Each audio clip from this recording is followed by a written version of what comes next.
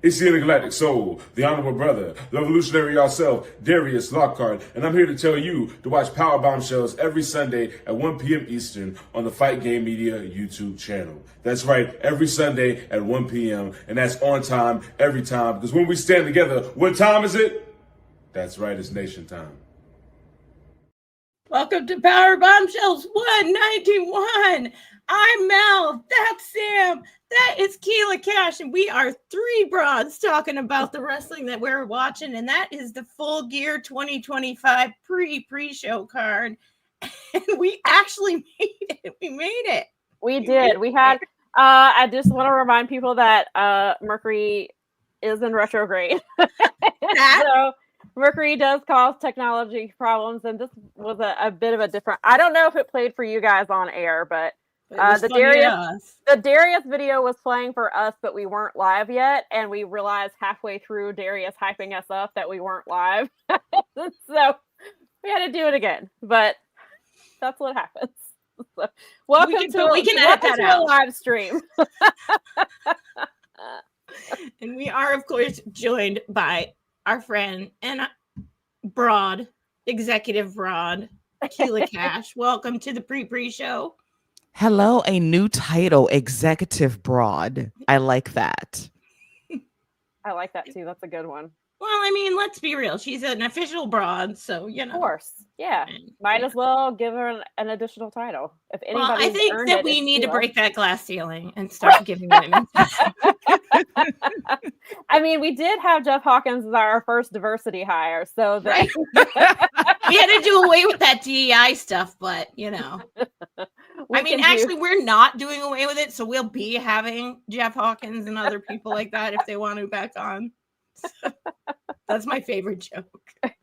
I want to shout out Tom real quick. He said he hopes that we have a great weekend and the best possible day. Thank you for that. I'm actually just finished watching Mel's interview. I started it last night. Well, actually, I watched the general first. You're answering general wrestling questions. And then and then I watched your full interview. It was really great. And Tom asks really good questions. Yeah, he does. He will stump you. There's really some things I was like, and of course I was telling him like afterwards I thought of more answers, and he was like, it happens all the time. I like the off the cuff nature of it. I thought it was fun, and I really like listening back. And then I went back to like listening to Garrett's, and I was it was really interesting, and it was a lot of fun. So yeah. So if you guys haven't already, after this show, go subscribe to Tom Talks Rubbish here on YouTube, and you can check out mine and Mel's interview with Tom, and Garrett's is on there too. So you can check that out. And then no, Daza, there's not 10 minutes missing. We were 10 minutes late, but we were wizard time, Daza. Wizard time. Yes. And so no, there were not 10 minutes missing. We were just halfway through Darius talking when we realized we weren't live, but no, not 10 minutes. That would be hilarious. Been a week. It has been a week. It has been. Now that you say that makes total sense, because a lot of people that I've either interacted with or know have had the weirdest week, or like just been a weird week. So. It's been a very weird week for sure. Nikki was saying, I guess Mercury Retrograde must be why the username that she picked 18 years ago is picking up. Yeah, everybody's at handles are picking up instead of their names. And are you? I love Metallica 713, Nikki. That's you. Yeah. Oh, that's awesome. Yes. And speaking of Nikki, she remembered this week because the last week I forgot to grab her exclusive Blood and Guts shirt that she got the very last one of. Like they literally took it off the mannequin for her. And because we talked about how AEW never has enough sizes or they don't bring enough merch. Still, we're going into year 7 and this is still a problem. And so this is Nikki's very awesome shirt that I'm super, super jealous of. Ooh. And then on the back, it says it's for the sickos. That's nice. And these are way better than the Blood and Guts shirts that Pro Wrestling Tees are selling through Shop AEW. Those designs are not that great. Sorry to the mine design- was pretty Sorry cool. to the designers. I'm sure you worked very hard on it, but it's not for me. So I was like, I'll keep my $40. So Detroit had the first one, and they made it pretty fun. Like, it's a full panel. I'll bring mine next week if I can remember, because I'll show you mine again, because I know I've worn it before, but it'll be fun to compare. It's not nearly as cool as that. Yeah, and that was like an exclusive. You could only buy it in Greensboro. I So, try of to course- get those too, because those are the better ones, the ones that are like for your event. Yeah.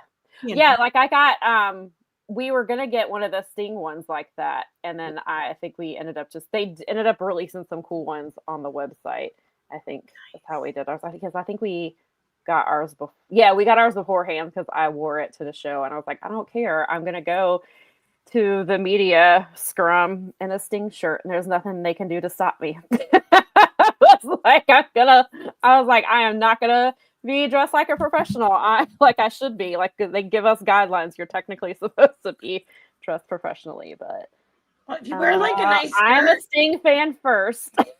I mean, if you wear like media a skirt person. with it or whatever, you've immediately made it business casual. So Right, exactly. I did have like black leggings on, so like it was fine. But I've seen other people wear like wrestling shirts, but then like it's been women and they like wear jackets with it and stuff, so they like dress it up a little bit. So like, I mean, it's not like a super, like, it's not like they're gonna kick you out for not following a dress code, but they do prefer for you to dress nicer for the media scrums, even though we're not on camera at all. And so but yeah. Like, can I just find wear a that wrestling hilarious shirt? because Bob and I, as we're doing this insurance thing, a lot of the other insurance people are like, well, you guys need to, like, get haircuts and shave your beard and look all that. And we're like, no, we don't. We really don't. Actually, we need to look like the normal people that we are, because if we look like that around here, nobody's going to buy anything. Right, exactly. I'm like, know your audience. It's our dorky charm in our pictures, whether it's in a gymnasium for promotions or out in the field at the Renaissance Festival. That's Right. what makes us the special Yeah, how are you going to couple. sell insurance at the Ren Fair looking like a corporate person who doesn't need to be there, who does not need to be at Ren Fair? I think that we all know the pictures that we get in our head of insurance people, and I'm happy to buck that trend. My favorite is like the various jokes that people give me throughout the time is like how they picture the insurance salesman, where Jim Valley asked me if I was going to break out the polyester sweater vest. We have a groundhog living in our back. And if you get this reference, great. We have a groundhog living under our shed, which we like because we've done a lot of research about groundhogs and we're animal people. We named him Ned Ryerson.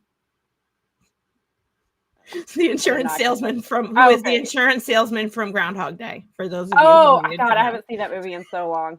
That's great. That's the perfect name. I was like, he's like, we need to name him, and I'm like, why don't we name him Ned Ryerson just to keep the gimmick going? You should, absolutely. Yeah, I hope he comes back next year. They can hibernate and come back and just live. Like, he's got a perfect place. He sounds like a perennial plant. He comes back every 3. They keep your soil really healthy. They eat a lot of the insects, and they can, like, their burrows are crazy. I bet. Plus, one of their nicknames is Whistle Pig. Amazing. And who doesn't want to say Whistle Pig all the time? That's hilarious. So yeah. Anyway, that was your Groundhog Minute with Mel. You're getting some love on your Toledo Walleye shirt. Thanks. Yay, Toledo Walleye. Yay, junior hockey. This was a fun. Junior hockey's the best. I mean, I was a soccer player, but hockey is like super fast, short-sighted soccer on skates with a tiny, tiny puck. Right. And so I understand the rules, and I've loved it since I was a kid. We had a college in the town, and so then we had one out by our pizzeria. So nice. Love it. And everybody's like big Red Wings. I love living in a hockey town again. I live in Hockey Town, actually. So. Sure. Oh, yeah, right. Being where you are, you definitely do. Technically. Yeah. Although it's weird living in, like, because I grew up with a Bruins fan as a dad. And everybody's enemy is the Red Wings. They're like the Yankees of the NHL. So it's like, except for us, those the Canadians. But anyway, so there's Hockey Minute. That's They're for our talking in Canadian it. friends. And then if you're tuning in for pre-show, we are actually going to talk about wrestling. Yeah, we should. There's a lot of fun wrestling. It is Full Gear, which is, as we talk about often, is named after our AEW Men's World Champion, Hangman Adam Page. It's from a BTE bit. And somebody posted the clip last night, and I quote tweeted it earlier, and I was like, I bring this up every Full Gear season that this comes. The name for the show, like, you can't tell me that BTE doesn't have so much importance to AEW because of an entire pay-per-view. A pay-per-view back when they had 4 pay-per-views. That's it.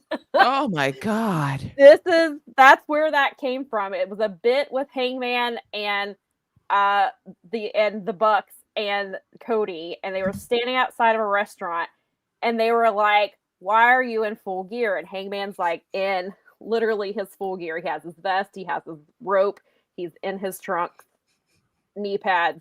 And he was like, well, you like it when Pac does it. And Cody's like, yeah, but look at Pac. He's ripped. Like, if I look like that, I'd walk around the grocery store. That's like that. And they're like, he said, and I can't remember, one of the Bucks was like, have some pride and put some pants on. So they go walking to go into the restaurant, and Hangman puts his jeans on over top of his trunks and his knee pads. And so that is where the name Full Gear comes from. I love it. The lore of that is incredible. It is. I love BT for everything they've ever given.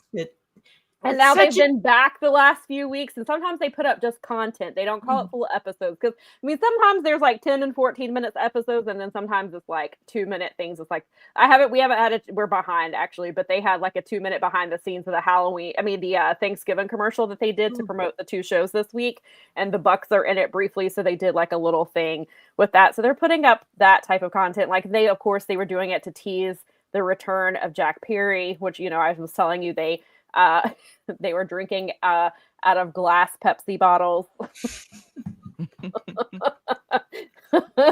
Just being the Young Bucks. Which you haven't been seen since 1993 roughly. Yeah, they must have got the those last ones. Somebody went on last eBay. ones, Somebody classic went on Pepsi. Yeah, somebody went on. Did they have the little stopper thing in them? No, they were all unopened. They'd been drinking them. My dad was back in the day, was one of the lone Pepsi drinkers amongst a world of Coke drinkers.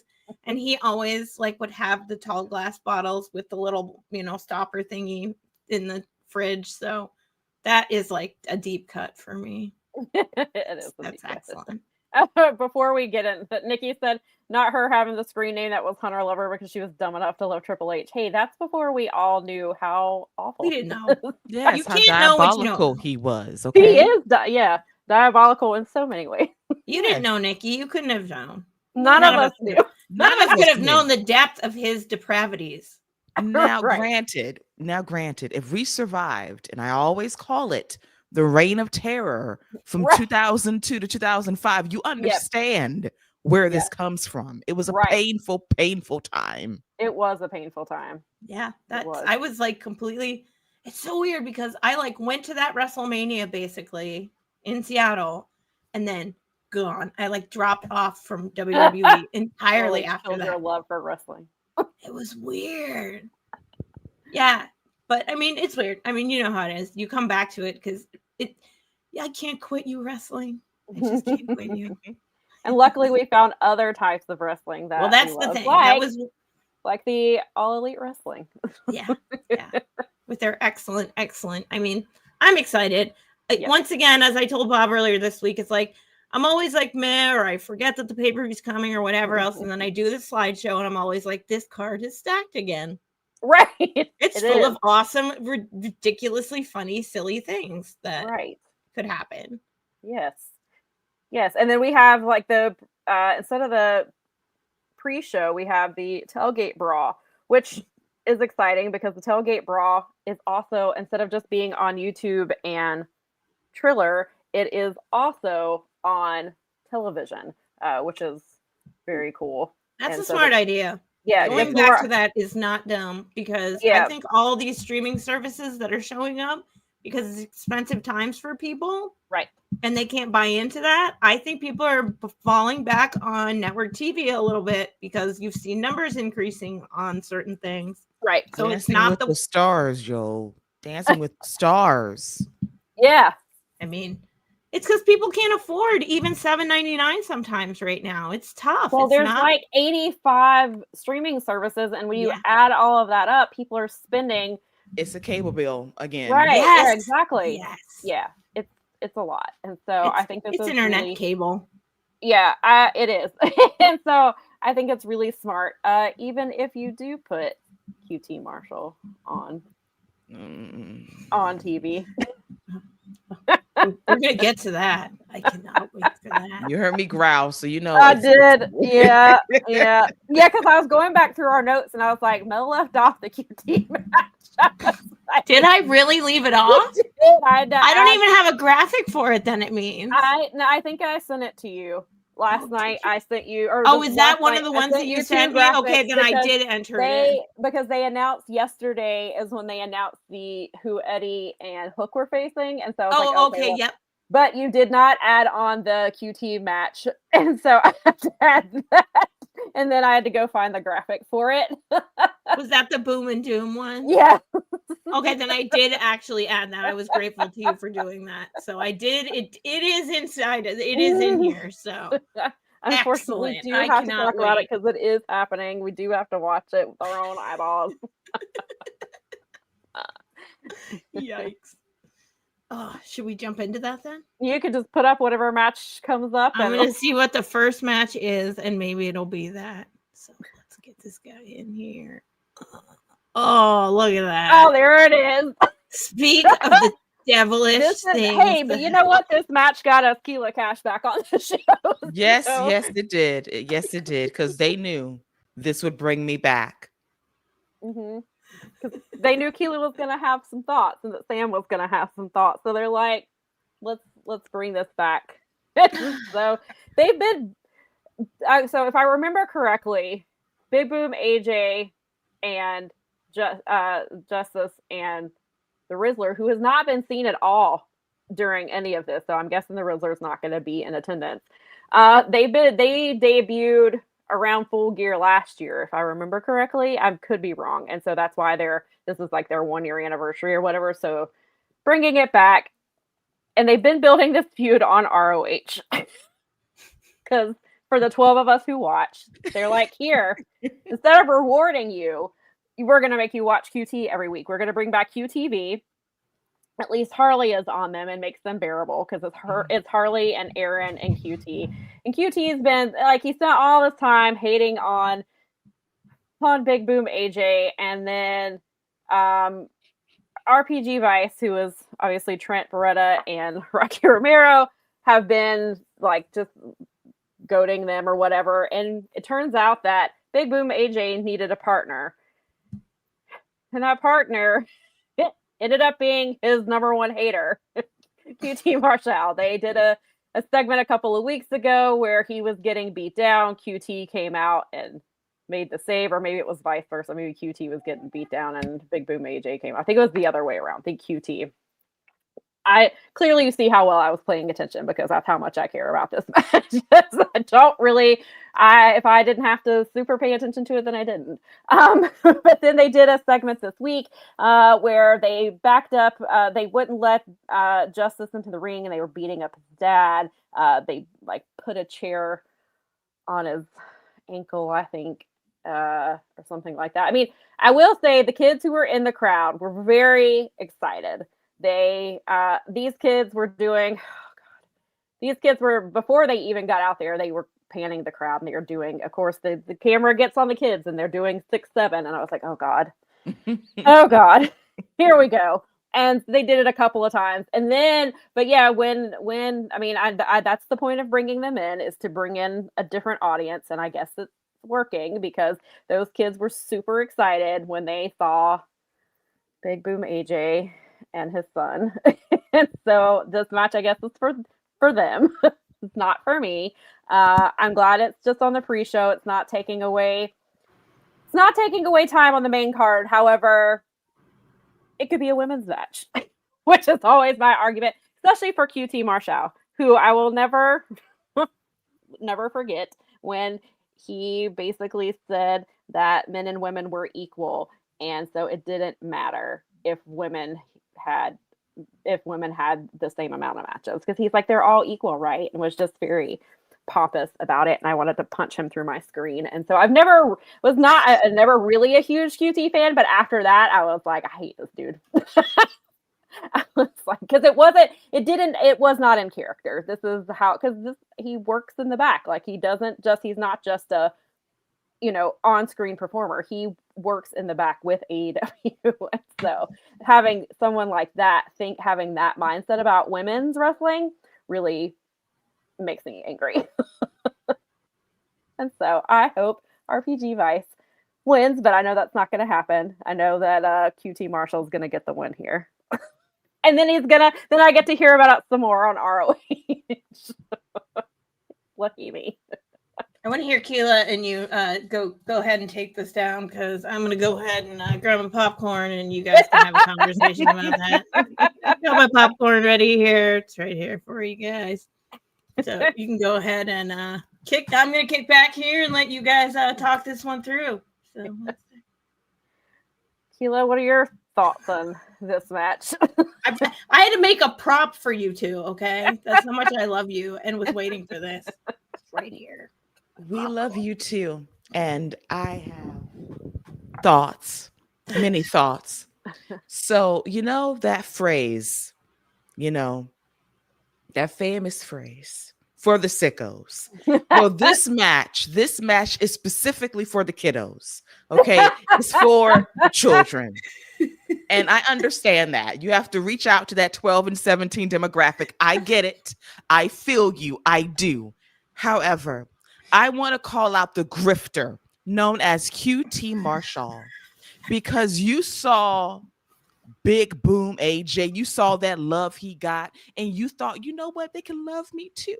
Let me inexplicably turn babyface just for this match, just to be on this card, my annual full gear check.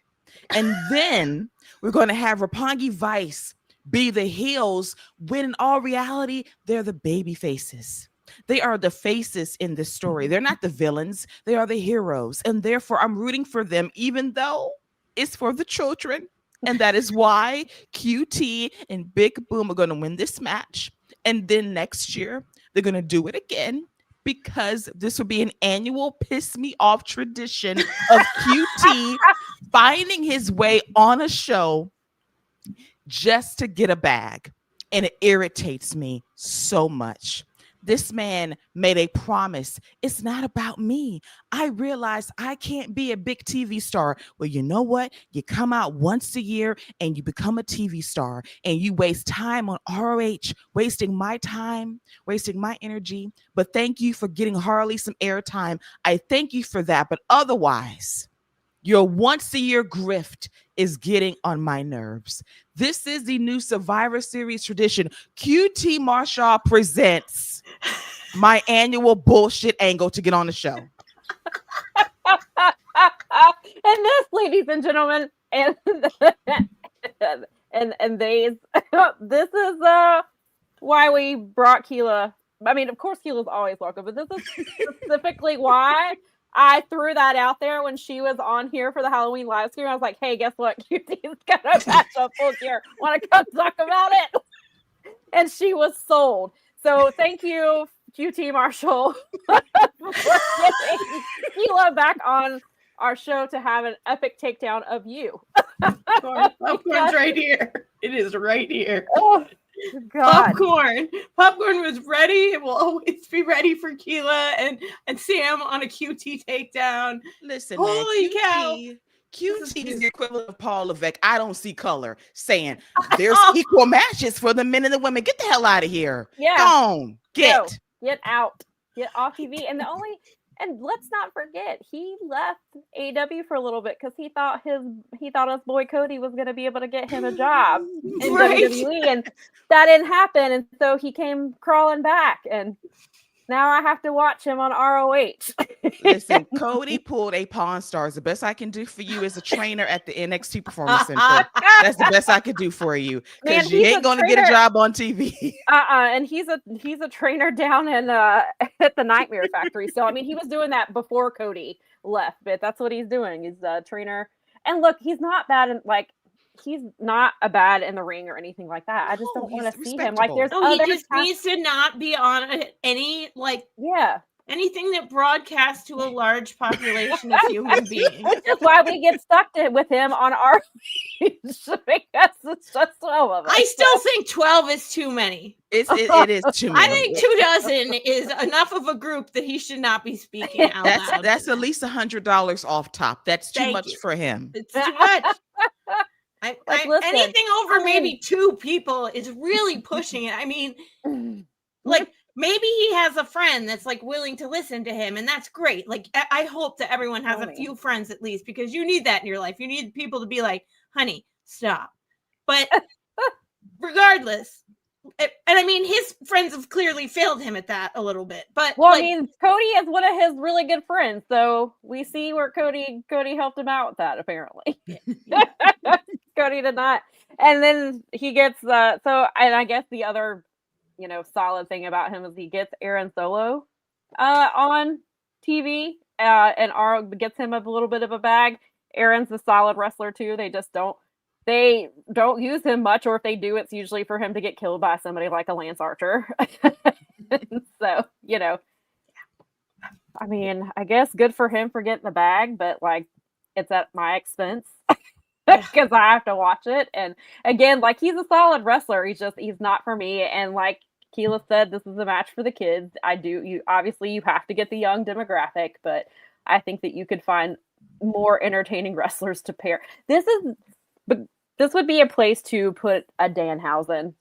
Like, Danhausen to attract a Danhausen is somebody that would, I mean, you have to actually use him. But that's somebody that would attract the children. That's somebody that was a huge merch seller before even signing with AEW, and even in AEW, for somebody who is not on TV, he is still one of the best merch sellers. That's a very big. Well, and he's running lucha shows locally here. That's one thing that I've noticed, because I follow his lady, and I have friends in common because she works at a place that my Rennie friends crisscross into. So our communities intersect. Yeah, I figured that out because it was like, oh my gosh, I'm friends with that person because he was on our local news. Because again, he's from here, so he's from Detroit. Yeah, and we're Southeast Michigan. But so it's like the same place that I saw AEW. That's the place where his lady runs. They have like a vaudeville thing, and a regular like resident craft. They run a bunch of other independent shows there. He's been running like lucha crossover shows with some of the local promotions here. So I mean, it's not like he's not out there doing. I think that man is busy as hell. I've been like, before he was even in ROH, I was a Patreon subscriber for him, and he is forever doing, like, he does cons constantly. Like, even when he was injured, he was still going to cons and do it. He's a huge attraction. And then like, I do like the lower tier for him, but like some of the people that are like in the higher tier, like the amount of merch that this man comes up with and sells, and just like one of the things he did for his higher tier thing was he hand painted pumpkins, and I believe not they were plastic pumpkins, but still he was hand painting them and sending them to them. Like, that's insane. Like, and you can't find a place for him on TV and try to help make. I mean, good for Danhausen for making his own money and being able to keep that and not have to share with, a company or anything. But like, that's just a huge, like, I think Danhausen is one of the biggest missed opportunities that company has ever had. They have fumbled him so hard. And when his contract is up and if he leaves, that's on them, because I could be having Big Boom, AJ, and Danhausen on my TV. Yeah, we can live without that. I think that we're all in agreement that that's just, I mean, it makes sense. I mean, when you're like, from a totally business perspective, knowing that it's on network TV, trying to get people on a Saturday night, maybe to spend some money on a pay-per-view and in tough times, like, it actually makes. it makes a silly amount of sense because it's going to be on TV. It doesn't make for great. I'm with you. I mean, again, I don't think this is not for the three of us by any stretch. No. I don't want to speak for everyone, but no, I think you do. Given what you experienced here. Yeah. I think we've spent enough time on this match. I think we spent more time than anyone should spend on QT Marshall. Even though we got an epic takedown, so I like the epic takedowns. Thank God we're moving into something that I actually give a shit about. Yay! This match is for me and Nikki. And me. And Mel. And so yeah, for this match is for the sickos who do watch, and it's for the sickos who watch ROH and DPW, because that's where you see the Workhorsemen, and the Workhorsemen thankfully are back. They last were on ROH a few weeks ago. They teamed with Anthony's cousin Beef against STP. They got a shot at their trios titles. That match was actually pretty solid, but of course there were some shenanigans from LFI, because Sammy and Roosh are the ROH tag team champions for God knows what reason. That is a thing. But they got involved, even though they have tag titles, they got involved in the trios titles match for reasons. And and so we haven't seen the Workhorsemen, but also Anthony has been having some stuff. He had last year he was injured. I believe it was last year. Time was running together, but he was injured in a match against Gabe Kidd. He had surgery. He's still having some leftover stuff due to that surgery. He's talked about I can't remember the actual word. He has some sort of an ossification, and it's causing him to have trouble turning his palms and turning his arms like up and down and rotating them. He said that he can function, he can live life, makes it harder. Wrestling is harder. He did say on Instagram a few weeks ago that he has met a surgeon who can help him with this issue. He's very excited about that. So I wasn't sure what his availability was. So I was pleasantly surprised to see this, because unfortunately they were when DPW was here a month ago, they were supposed to be in the tag team ladder match, and they were not cleared, and nobody really knew why. I assume it was related to, some of the issues that Anthony was having. So I was pleasantly surprised to see them on this card, because I don't know when that procedure is supposed to happen, and once it does happen, how long he'll be in recovery. So I'm always excited. I'm excited that they're going to be on national TV, and I hope this match with Hook and Eddie, that they get a little bit more offense than they did the last time when they wrestled. I believe it was the Hurt Syndicate is who they wrestled, and they got in a little bit of offense, but it was basically a long squash. So I'm hoping that's not the case today. But if I remember right, Eddie and the Workhorsemen go back a little ways. So I'm hoping Eddie's gonna maybe give them some stuff to work with. But I know some people don't enjoy Eddie and Hook as a team. I do. I feel like Eddie, he's great, but he missed 16 months. He kind of needs some, to get back in there. And I think having somebody like Hook helps that. He's talked about openly about how Hook, Eddie's always been open about his mental health, and he's talked about how Hook is someone that he called when he was struggling before he came back, and Hook was the one answering his calls, and he said that Hook said, well, what are you going to do about it? And so he said he went and ran at like 3 a.m. after he hung up with Hook. And so they clearly, and I think that's what works for them, is because they have such an authentic relationship, because Eddie obviously is very open about people he dislikes. So when he likes someone, it's his best friend Penta left him and went to another company. His other best friend John Moxley has betrayed him to Claudio Castagnoli. Yes, with his arch nemesis. And so now he's found Hook, and hopefully Hook does not betray him in any way.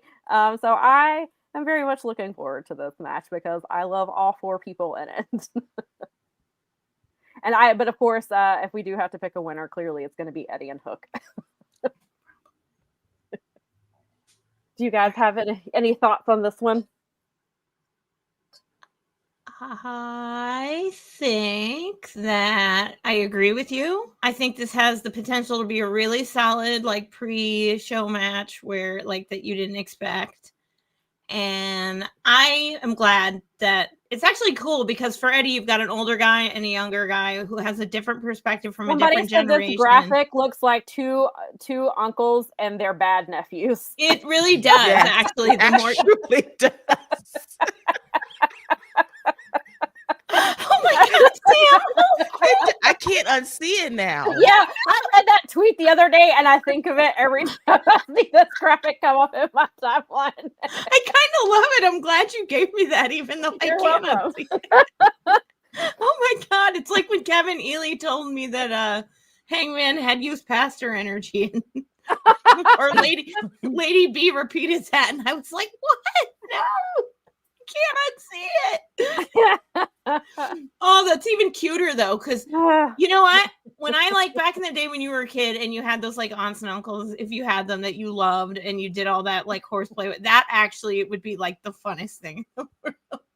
Like I had one uncle, it was like he would like do the thing where he swung me around like an airplane, you know, when I was a little kid. And literally every time I saw him, I was like, that's what I want to do. Oh my God. He's like my favorite uncle because he swings me around. It's like, but I mean, still, like I'm, you know, in my 40s and I still think I'm like, yeah, my Uncle Lou was great. He used to do that. Man. So that is the gift of this graphic. Yeah. Nikki was saying that she thinks that it'll be good because Eddie will let them get some time and let them get some stuff in there. Yeah. What do you think, Keila? I think it's going to be a fun match. What a palate cleanser from our first opening match for the kiddos. We're going to go back to the sickos, which I appreciate to get that other demo locked in for the rest of the tailgate special. But I love Eddie. As you said, he's just coming back from a 16-month injury that was debilitating. So you got to get your sea legs back, and being with Hook, that's a lovely organic partnership. And Eddie is selfless. He will give the workhorsemen time to shine. He will ultimately squash him like a bug, but for 5 glorious minutes, they will touch the sun and they will have a moment to shine and be on offense and kick ass. And then Hook will also kill them. So it's a nice balance. I'll take it. Give me Eddie and Hook for the W. Yeah. This is going to start hot. It's actually pretty good, solid. Full Gear is like a big one, so it has to be good. Yeah. But that doesn't mean it was gonna be good, but it's looking pretty good. Oh, this is okay. This is like another money match. Why don't you just say this is for Mel? I know it's for money, but literally it's for Mel. Like, yeah, I was when they were putting this graphic, I was like, I was like, is a money match? Is it like a shut up and take my money match? Or I was like, this match is for me. I like all of these teams except the Acclaimed, and I wish they'd stop trying to make that. They're trying to make them like Fetch. They're trying to make it happen again, even though these two apparently legitimately don't, from what I have heard, and you can kind of see it, they apparently legitimately do not like each other anymore. I have heard that. I don't know how accurate it is, and I've just seen some things online. I didn't watch their episode of AEW, but I heard was really interesting because it was clear that they don't like each other. Like I think it isn't like for TV. Like I think they legitimately no longer like each other. I don't know. Again, don't quote me on that. I don't know how accurate it is. Maybe they're both really good actors and are playing everyone. That is just things I have heard and read. Again, could be completely wrong. Maybe it's for the TVs. But regardless, even if it's whether it's real or not, I'm over the Acclaimed. I've been over it for a while. I hate that Anthony Bowen's singles push was not good. I don't know what happened. I don't know if he just wasn't quite connecting or if it was the way they were booking him, or I don't think the answer is put him back with Max Caster, but that seems to be what what TK is determined to do. But in the rest of this match, we also have the Outrunners, who are incredible. We've been getting a little bit of trios actions with them and Dalton Castle, who I did not know I needed together until it was presented to me. And I was like, yes, this is for me. And then of course we have Bang Bang Gang, and then we have Big Bill and Brian Keith. So this will be, I think, a really solid match, but given the way things are going, I assume Anthony and Max, who do not want to be called the Acclaimed, I assume they're going to win this. And win the money, even though Juice kept telling you $200,000, $200,000 hairs. He's putting it in a 401k. He's very smart with his money. He's gonna probably go. Right, he's probably gonna go talk to Mark Briscoe, because Mark Briscoe, I think, was diversifying his portfolio with the money he won. So Juice can just go find out the word of the day, which is investment. And diversify. And go find out what he needs to do with that. That's who I want to win. But looking at this match, it's gonna be Anthony and Max Caster. So what's your thoughts on this one? Man, now I don't care about this match. I want Mark and Juice to have a conversation about bonds and stocks and 401ks. That is more interesting than this match now. I kind of need that in my life. Two guys talking stocks. I'm here for that. But in all seriousness, should be a fun match. Tony Khan, you are a mess. A $200,000 match split on the pre-show. The audacity. But somebody's getting paid. You're gonna split it down the middle, $100,000 a piece before taxes. You might walk away with $75,000 tops. But she's right. The possibility of Caster and Bowens not getting along, I can sense that too. I read tension very well, and it feels a little off. And if that's the case, I might recommend a change of scenery for one of them to leave the company. I know which one it is. Yeah, it's giving Ortiz and Santana. Oh no. It's giving that one of them ultimately need to go go out, venture out.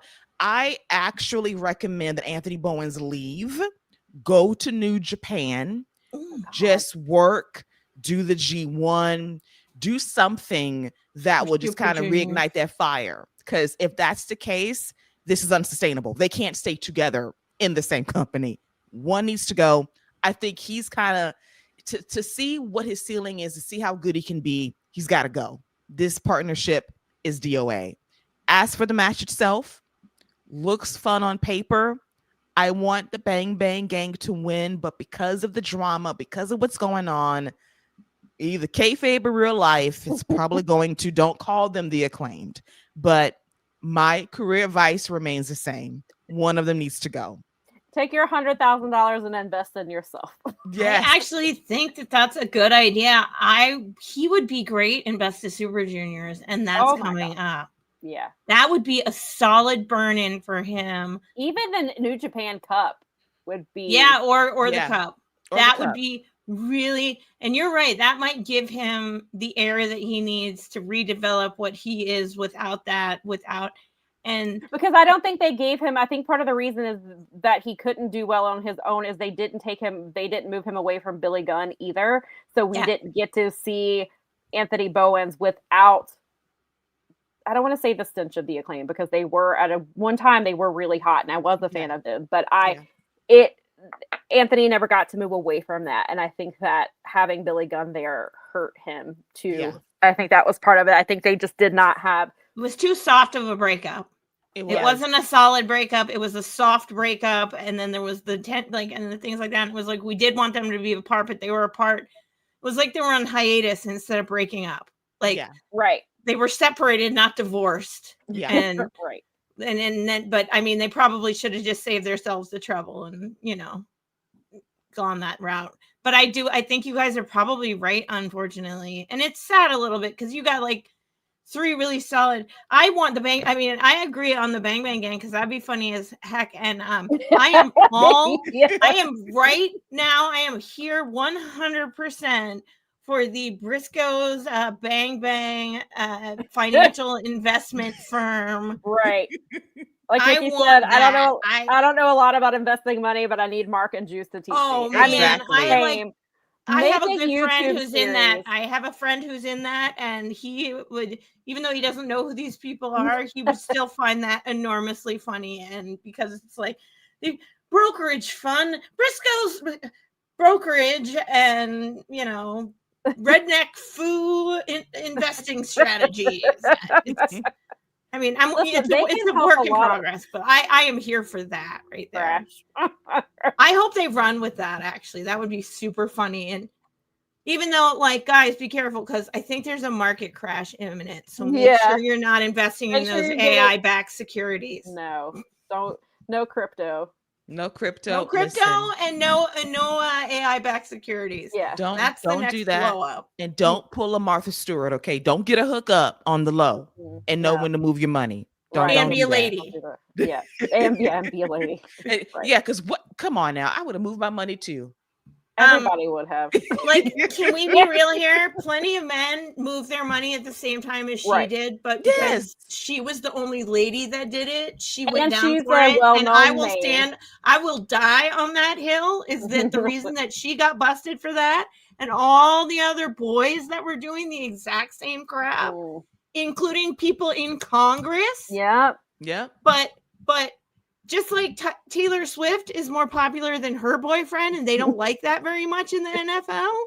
Not just more popular, richer by a large margin. A lot. She is like what? Like it's like the Okada's girl or woman who had her second son just recently is like a voice actress, and she's like she's a bigger star than him and makes like so much more money than him. So it's that kind of thing. Yeah. So but Okada they're cool is with it there, and here we get. Well, we don't get butt hurt, but certain people at certain levels of certain things in suits do not like it when ladies do that. Or the audacity. I mean, look at prime example is Mercedes Moné. Oh yeah, no. The rage for her is so driven by two things that I don't need to say out loud. Yeah. One of them, we know it. How about we this? Talked about it on say the show many times. If you are brown and have internal genitalia, you definitely cannot be successful, right? Yes, especially when others have done it before and they don't get crap for it. But her, the audacity, she's killing the business. How dare she be great? Just like she's killing what's left of the business of the Young Bucks. She's booking herself into killing the business. No right. Because I know as an independent wrestling promotion, I wouldn't want a giant star having my belt on television as a giant freaking brand and marketing How dare she, Mel, promote other brands, all 13 of them. And how dare she wrestle women who got into wrestling because of her. Right. The nerve. What is wrong with this woman? She needs to get a skirt onto her ankles and a shirt on up to her neck, and she needs to smile more, and that's it. Show no emotion. I'm sorry. We're being very hysterical now about this. So I think we all agree that Anthony Bowen's in the next caster. Don't call me the Acclaimed as winning. Don't call me the Acclaimed as winning, even though we all think that that's probably not the best idea. And maybe I would prefer any of those other three teams. Agree. Hard agree. I don't think I would love it. Wouldn't it be great if they just totally sort of like fantasy book Big Bill and Brian Keith winning this? Like, listen, I love me some Brian Keith. I know you. And the Brian Keith we got a few weeks ago when he was Bounty Hunter Brian Keith, that is what I need. I don't need this version of him. I know he's doing the best that he can with what he's being given. But like he just reminded everybody why he's all elite when he had that match. And I need that Brian Keith. That's what I need. To the next one. Here we go. Can they coexist on one side? Get that on the right, Like this match is gonna be a banger. Crazy. It's a pre-show match, and again, wild. Like they view it all as one card. And even like Deanna, when I interviewed her last year, I asked her, I was like, a certain other company taught people that the pre-show was not important, and she was like, no, it is. It's all one show. We're getting people's attention in the venue, or to make them buy a pay-per-view. Like this is just as important. And I think that a match like this is proof that Tony thinks the same thing, because this is a match being given away for free on a Saturday night, which is crazy because they had it. So Wednesday during the 3-hour block, they had a double Jeopardy match between Okada and Mascara Dorada. If if Mascara Dorada had won, he would have gotten a shot at the Unified Championship. But Okada won, so they are getting a shot at these CMLL. I was gonna World Trios champions, and so this team is insane. It's Mascara Dorada, Mystico, and Neon. And Neon, I've seen a few times in ROH, and he was on. I think he was on Grand Slam Mexico, or maybe it was Global Wars. Maybe that's what it was. And he's very good. You know, obviously, Mystico and Mascara Dorada are like two of the top. I was going to say luchadors, but just two of the top wrestlers in general. And so Neon holds his own with those two. And then on the other side, Okada is excited. Don Callis is like, joining him is going to be Hechicero. And Okada's like, hell yeah. You have 58 members of Don Callis family. Who are you going to have with me? And Don Callis is like, making his return from Japan is Konosuke Takeshita. And we see Okada's face just drastically change. Like, he was straight up not having a good time anymore. Like, he was very excited, happy to be teaming with Hechicero, and then Don Callis ruined his life. Because not only does he not like Takeshita? Okada is trying to move in on Takeshita's boyfriend, Kyle Fletcher. Right. Wants to be. Kyle Fletcher has become the new Adam Cole, where he has a bunch of men fighting over him. And so maybe we're gonna have, since we never got the Adam Cole in a pole match, we might be getting Kyle Fletcher on a pole now. Yeah. So there's that. We've got Proto Okada coming, and so this should be a really fun match. Mel, what are your thoughts on it, and who do you think takes it? Gosh, I think that the Don Callis family is probably going to end up with Shenanigans winning, even though there might be. Man, I don't know. It's a little tricky because they might want the CMLL guys to go over in this match just to kind of get them. It is a title match. Ooh, that's it is tough. For the CMLL World Trios Championship. So does Salvador Luteroth let these three take his titles? I mean, granted, they are three of the best in the world with Okada and Takeshita and Hechicero, but do you you know what? Actually, I'm going to say that maybe the El Sky team takes this one just because the two boys can't coexist because they beat each other up but I mean, maybe, but it's going to be great. And I think it's a good spotlight for CMLL, especially with I think I saw the announcement out the AAA show. So they definitely want to get this in there with the other team there. So it's probably a good idea to get CMLL over for people. And aren't they doing a Friday night show with them coming up soon? Or is that the AAA thing? I know they had a show last night. It was going to be on their YouTube. There's a show that was on last night because Jet Speed wrestled on it. But okay. I don't know what, I can't remember what else is coming up for them. It might be a good idea for them to get the Luchadors over in this one, maybe. So I'll go Luchadors. I'm gonna go El Sky team here. Keila, what are your thoughts on this one? This is probably one of the best pre-show matches to ever be on a card. Right. It's not on the actual pay-per-view. That's wild to me. When you think about the fact that the titles are on the line, you would swing towards Don Callis' family, but Hechicero's there for a reason. And he's there to eat the pin. Because it won't be Tatsuka, it won't be Okada. He is there to do the job. And that is perfectly fine. Because we know Okada and Tatsuka are not going to get along. They won't implode on a pre-show. That will be stupid. But they will scrap enough by not getting along to cost your team the victory. I will say this. Okada is slime. And I mean that in the best possible way. He is a tremendous slime ball. He is just sleazy. He's evil. He's icky. I love him as a heel. It's tremendous. Yes, and Tatsuka, this babyface run he's about to go on when this turn happens is going to be generational. Yeah. And even though we have like 75 people in the Don Callis family, it is actually a great interconnected story because you can see the turns happening with Kyle, with Teshka. You see it coming. They're going to choose themselves over the family, and that's going to cause great tension down the road. Yep. Yeah. I'm really looking forward to this story, how it's playing out with the Don Callis family, and then they have these fun little side quests on the way.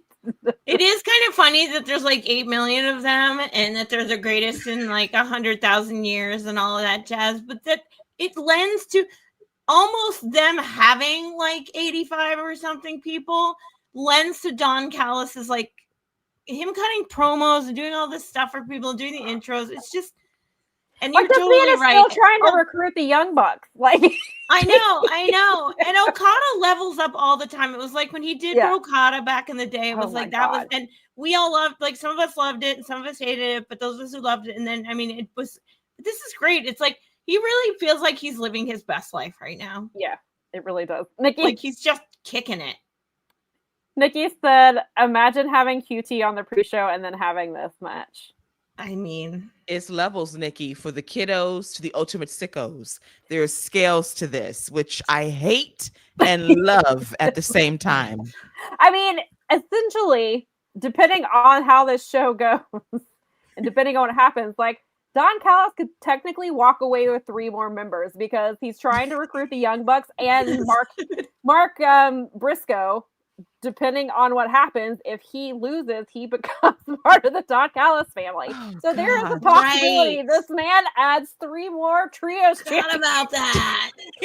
But that's okay because Jon Moxley was like recruiting Mark Davis during that Collision commentary. Like he just gushed over him for an entire match. So Mark Davis might end up defecting over to Death Riders if Jon Moxley has anything to say about it.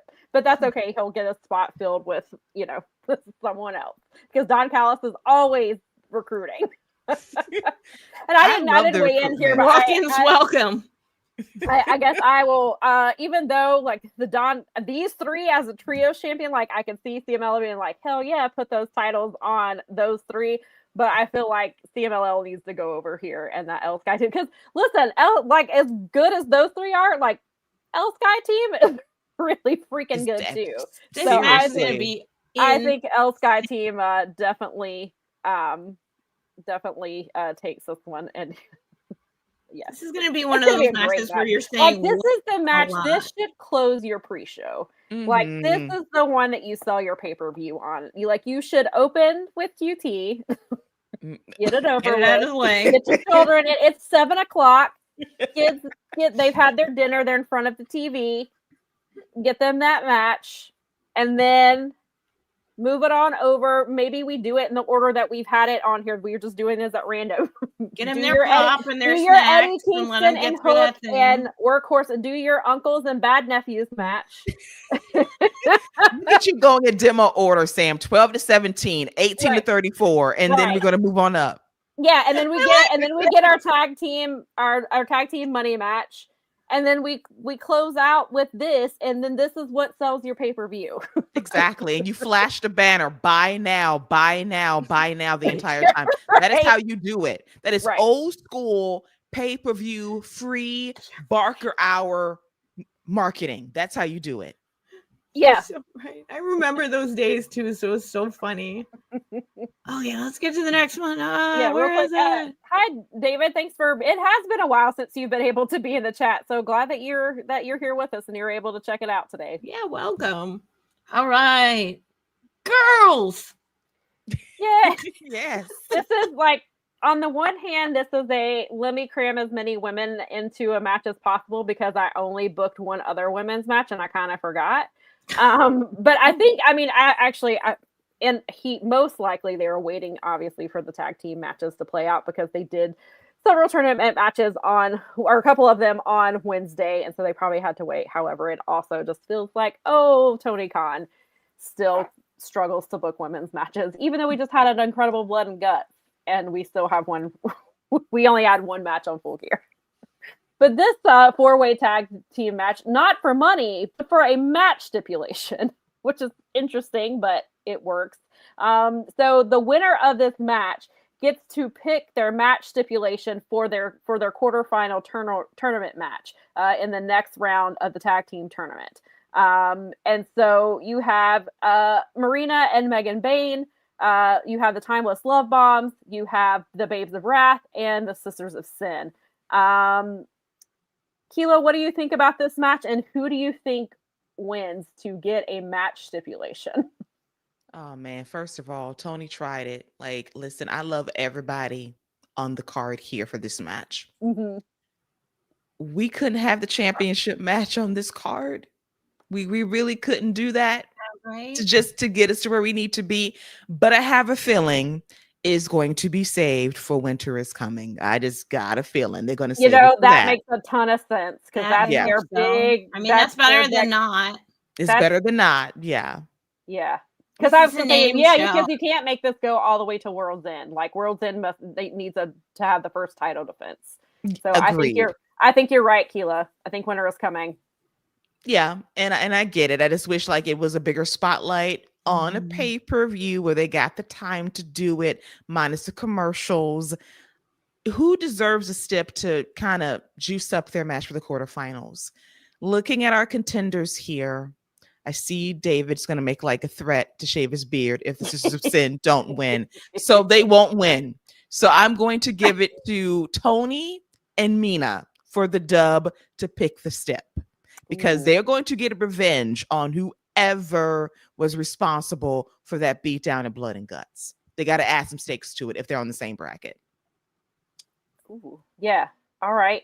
Mel, what are your thoughts? Man, I'm trying to like mull this over, because they could do that, because that seems like the obvious choice. But what if they gave it to Mina and Megan Bayne just to be jerks? To 'Cause those two Marina could come and up- Megan? Yeah, Did I say Mina? I'm sorry. you did. I meant Marina Shafir and Megan Bayne. Right. Yeah. Yep. Just because they're two jerks. And although I'm not sure they can get along enough to win and get the stipulation. So, I mean, Although Marina is the one who got the win for Blood and Guts when John Moxley tapped out during his match. right. Yeah. So I Marina just feel is like the because one. they're I'm gonna like, this is gonna be probably my bold prediction match, where I don't go with maybe the one that that my brain is like, well, it's probably gonna be this, but I'm gonna pick Marina Shafir and Megan Bayne, because they're like jerks right now, and they could make jerk stipulations that I don't think any of these other people could necessarily come up with. Yeah. That maybe will even like make her a bigger badass, because Marina seems like she is sort of like, hey, you're letting me down, John Moxley. I'm still wearing this key, and there's no briefcase. yeah. So you need to put things back in here. Like, what's up? Get that thing Yeah, put it back in here. Look, this match is going to be great. I love all four of these teams. I am leaning towards the Sisters of Sin, because the promo they cut with Tekla was basically like, you don't know how toxic we can make this if we get this stipulation. Maybe they're showing their hand a little bit. Maybe it's just to get into the heads of their opponents and nothing comes of it. But I think that Sisters of Sin could come up with a really crazy match stipulation. So I am going to go with Sisters of Sin. Cool. I like that we're all picking different people. That's fun. Oh yes. Okay. That's Before we move on, Nikki wanted me to tell you. I did post it to social media, but I don't know if you guys saw it. So Nikki wrote on the inside of my birthday card, "Happy birthday to someone who didn't tap out." Because not only obviously John Moxley, but then post match after the show went off the air, which I believe the video made it to the internet. Orange Cassidy grabbed a microphone and he went around and asked each member of his team, "Did you tap out? Did you tap out? Did you tap out? I know I didn't tap out." And then they all celebrated. Nicely done, sister. You are an excellent sister. That's so good. All right, let's go to the next one. Here we go. It's this. Speaking of the Death Riders, Yeah. we have Pac, who on Collision said It was no skin off his ball sack what he did to Darby Allin. Straight up. I was on coverage, and I'm like, I can't type that. I'm going to have to leave that part out of Pac live coverage, even though it was hilarious. And I was like, Jesus Christ, Pac. But Pac also goes on to say, this is the biggest thing he's ever done in his career is setting Darby Allin on fire and putting him out of action. However, he knows Darby Allin is going to want revenge. So he was challenging him to a match. And of course, Darby can't say no. And Pac is right about that. So, Keila, what are your thoughts on this match? And who do you think takes it? All right. So let me warm up my vocals first of all. Okay. Because I have to do this. I can't resist, to sing in my best Sherry Lewis voice. It's the few that never ends. It goes on and on, my friends. It just keeps going.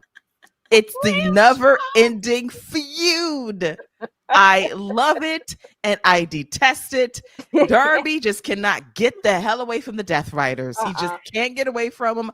No. He can't quit them, Mel. No, he can't quit the Death Riders. And the Death Riders can't quit him. No. However, this is going to be a great match. Short-haired bastard Pac is a problem in the best possible way. And he can cut a promo. God, listen, that man can sit down, pour some water on his head, and just brood for 3 good minutes. Cut a promo, say you on the match. Sold. I'm sold. Even though I am tired of this feud, I am done. I am worn out. Drown me in an aquarium, but I'm good. I got Darby. Now, Keila, think of the children. Listen, to quote Michael Jordan, F them kids, but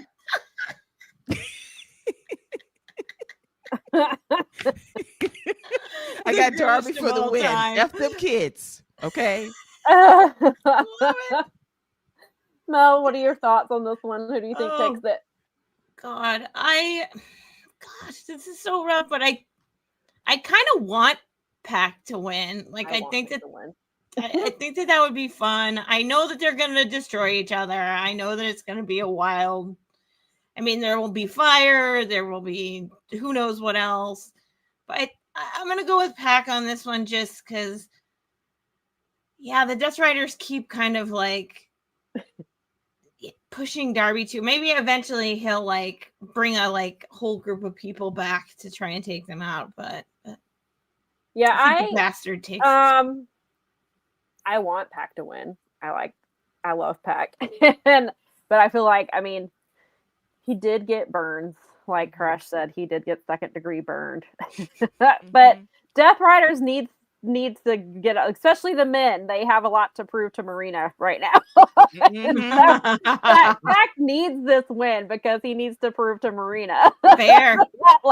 Listen, if John Moxley's the weak link, I'm right here. I like that Marina is becoming the boss of Death Riders. I love it too. She's a badass, man. You can imagine she's like a chalkboard with the lines for each Death Rider victory and loss. Right. I love it. Right. It's kind of like, it's like when Julia was the leader of House of Black. House of Black. I about said House of Torture, and I was like, Jesus Christ, no. No. If she was the leader of House of Torture, then I'd probably actually give a shit about them. But no, it would probably be an upgrade. But it would be a huge upgrade. But for us, but not for them. So it's kind of like that. Marina is, even though John Moxley is technically the leader, Marina is like, but he lost his belt and he tapped out. She's right. Pissed. She runs the show. She is angry and she's getting frustrated with the young ones, with baby deer Wheeler Yuta. Wouldn't it be great if she stood outside the ring during this one and just watched him? Just like a disapproving coach or mom or Yes, that's what she. I mean, she does that with Yuta and Garcia. She'll stand out there and she fusses. It'd be fun if she did it all as a little gimmick throughout the show. For all of them. She's up on the balcony or whatever, even sits at ringside for Yuta and just pissing Marina off. You're just making it worse. I mean, I told you when she was at DPW or she was in the audience and Roddy was wrestling a match and she yelled in the middle of the match and we didn't know she was up there and she yelled up, "Get the fuck up," at Roddy like he was a Death Rider. Like she thought he was Wheeler Yuta for a minute because I was like, who the hell just yelled that? Then after the match, I turn around and she's standing up there with Eric Stevens, who he was wrestling his wife. Just in the middle of the match. Get the fuck up, Roddy. That's beautiful. It is. I love it. It is. All right. So, did you say that you think? I think I really want it to be Pac. Pac needs this win.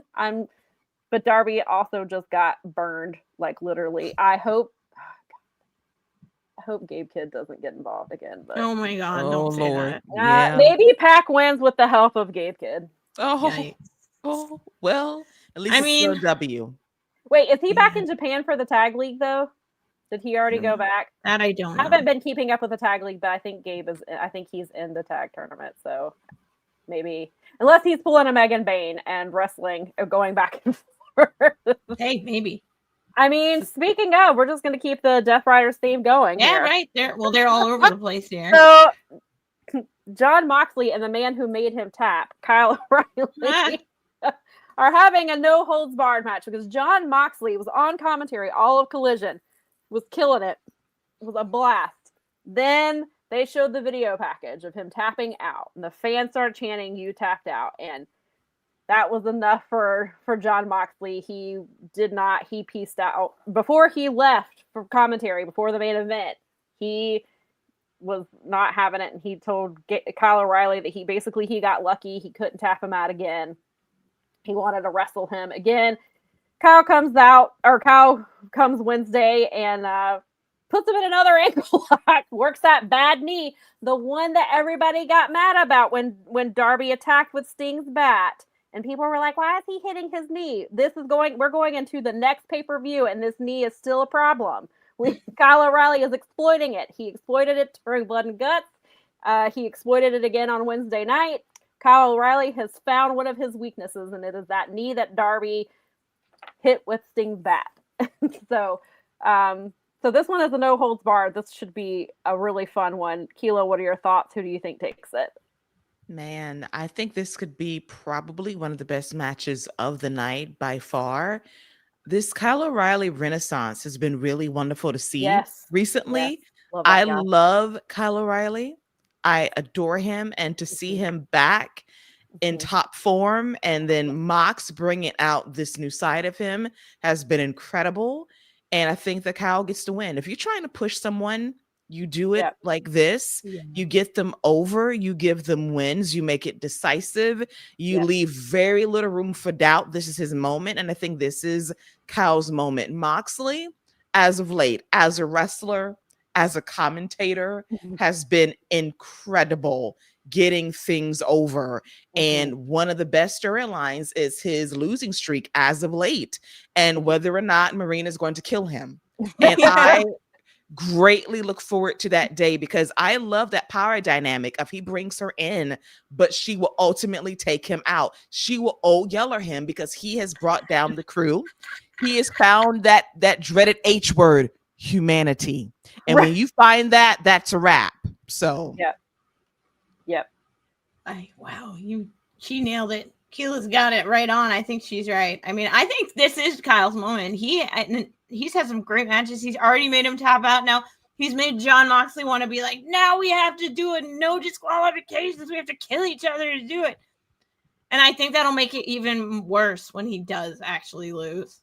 I think that Kyle's been great. I'm so happy for him right now. It's just like, yay. But this is the I think I agree with that. I think that this is his moment. And I think that him winning will get, I mean, unless it's like people in Newark, New Jersey are asleep. Like, I think that, I agree with you too. For me, I think Kyle is a lot like Okada, where he just wants to be funny and wants to do other things like with a conglomeration, but he's forced to lock in. And when he does lock in, he's very good at what he does. He's one of the best there is. And so I love him in the conglomeration. I think it shows a lot of his personality, but even in the conglomeration, we've seen him have really solid matches and really good matches. But like this match, like this version of Kyle that we've seen, I think is what a lot of people saw when he was in ROH, when he was the champion there, when he was in Undisputed, when he was doing these things in NXT. And I think Kyle is finally, I think that this is the moment for Kyle to be that Kyle O'Reilly again, where he is this force. And I think a lot of people underestimate Kyle. And I think that John may underestimate him a little bit because this is his, like, John Moxley is a violent person. When he gets in that ring, he turns into a completely different person. But he also has got to have his confidence shattered because Kyle O'Reilly made him tap in the middle of a cage, and he had already picked up some losses, which John Moxley has not lost very much since becoming a Death Rider. So these losses are a big deal and they make sense. And I think that Kyle has to keep his momentum, and if they're going to build Kyle into this crazy singles wrestler, I'm assuming Kyle is going to be in the C2, which he should be. He should. If we're building him for that, Kyle needs this victory, not just because of John Moxley and obviously because I think John is going to underestimate him, but I think Kyle also needs to go into the C2 with a huge win and beating a former champion who literally, like, he was champion for 8 months. I think Kyle needs this win, and I'm gonna go with Kyle here too. I think I agree with Maria. This definitely is coming out party. You're probably right. And it should be. I mean, I really think it should be. And John Moxley is so like with it. So I think that he is going to give Kyle like all of it. This is going to be this could be the sleeper. Yeah, for sure. This could be the one. All right, let's see. What do we have next? More Don Callis family. Maybe potential Don Callis family members. And then it's gonna be a minute. Another money match, a big money match. This is $1 million money match because Tony Khan can come pay my student loans. Right? He could come pay my student loans for me. But he's gonna give money to his wrestlers. So at least they're getting paid. So we have on the one side we have Kenny Omega and Jurassic Express versus Josh Alexander and the Young Bucks. Don Callis has been trying to recruit the Young Bucks. Okada is helping with the recruitment process. They attacked Kenny Omega, and the Young Bucks, you could see, again, they were having some of that humanity that Keila was just talking about, and part of them wanted to go help their old friend, but a lot of time and a lot of things have happened in the last few years between them, and is this what the path that they want to go down? And while they were debating, Luchasaurus found a vacuum cleaner in the back and brought it down as a weapon. Jack Perry found a snow shovel in the back. They brought it out. They came to save Kenny Omega once again. We actually were joking about Luchasaurus when he grabbed the vacuum, because we were like, dude looks like he grabbed that like he was walking by like the janitor's closet on his way to Gorilla and just literally grabbed that out of there. And we were like, there's some sad janitor sitting in the stadium right now being like, dude, do you know how long it took me to get them to get me that vacuum? Bob just looked at me. He's like, Tony Khan is paying for that vacuum because that did not belong. That's Luchasaurus said, look, I didn't damage it. I put it back in the condition I found it. I didn't even have it in my promo segment. Jack was still holding the shovel, but Luchasaurus did not have the vacuum. Was just, it was like, it was very much a who brings a vacuum moment. It was really felt like he just grabbed it out of the janitor's closet on the way. Like, is this one of ours? No, dude, it's, Mr. Khan, that'll be, just charge him a bunch. He won't know. He doesn't know how much a vacuum cleaner He's like, I'll buy you a vacuum. I'm really sorry, This man makes announcements from his yacht. He doesn't. Like, a janitor's job isn't hard enough without you busting his vacuum. He's got all these yahoos up here throwing things on the ground. Now he's got a giant dinosaur, like, stealing his vacuum. Listen, to be fair, Luchasaurus is probably just now learning what a vacuum cleaner does. Fair.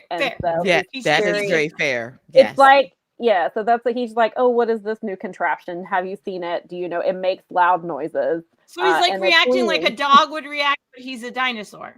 Right, He grabs exactly. it, like beats people with it, whereas the dog just tries to eat it or gets scared of it. Yes. So Okay. Makes more Mel, sense. what are your thoughts? What are your thoughts on this match? Who do you think wins it? And do you think that regardless if it's tonight or in the coming weeks, do you think the Young Bucks join the Don Callis family? So I think this tonight, I don't think you bring Kenny Omega back from hiatus and all of that jazz to have him lose. I think that team is, and also I think that, if the Bucks do win, then they need to keep. It's Matt, right? Who has the gambling problem? It's Nick. It's Nick. Okay, they need to if by some weird chance they need to put him in a inpatient gambling program to keep him as far away from that money as possible. But I still, and my personal is that I'm leaning that Kenny Omega and Jurassic Express win this one. They get that money. It continues to piss Matt and Nick off, but also I think that, and maybe they cozy up to them a little, but really in the end, I think that I really do think that they don't want to be Don Callis people. I think that they're starting to, I think all of the Golden Lovers-esque style of long-term story. I think that the ultimate reunion of the Bucks and then eventually Hangman is in our future. Maybe that, but I do think that Kenny and Jurassic Express has to take it. And I think that you might get a little more, as much as the Bucks want their fancy introductions and right. Is that, maybe they've learned a lesson now. Maybe they need to come crawling back to their friends and apologize for their shitty behavior. Yeah. Keila, what are your thoughts on this one? Who do you think takes it? And do you think the Bucks join the Don Callis family? Ooh, who takes the match? I'm going to go with Jurassic Express and Kenny Omega to get the W. Tony Khan is a menace because how do you continue to enable Nick Jackson's gambling problem by throwing more money for him to lose? $1 million. That man is scratching, salivating at the thought of how he's going to blow all this money. He's like, I'm not sharing my brother and Josh Alexander. Please, I'm taking all this money for myself, going right to Hard Rock, Seminole, Florida, and blowing it again. Or going to Atlantic City. I'm going to blow this money. Like, how dare you enable this man's problem, Tony? That's 7 figures is crazy. But in all seriousness, are we going to see the Bucks join the Don Callis family? No, because H-word humanity is starting to strike the Bucks too.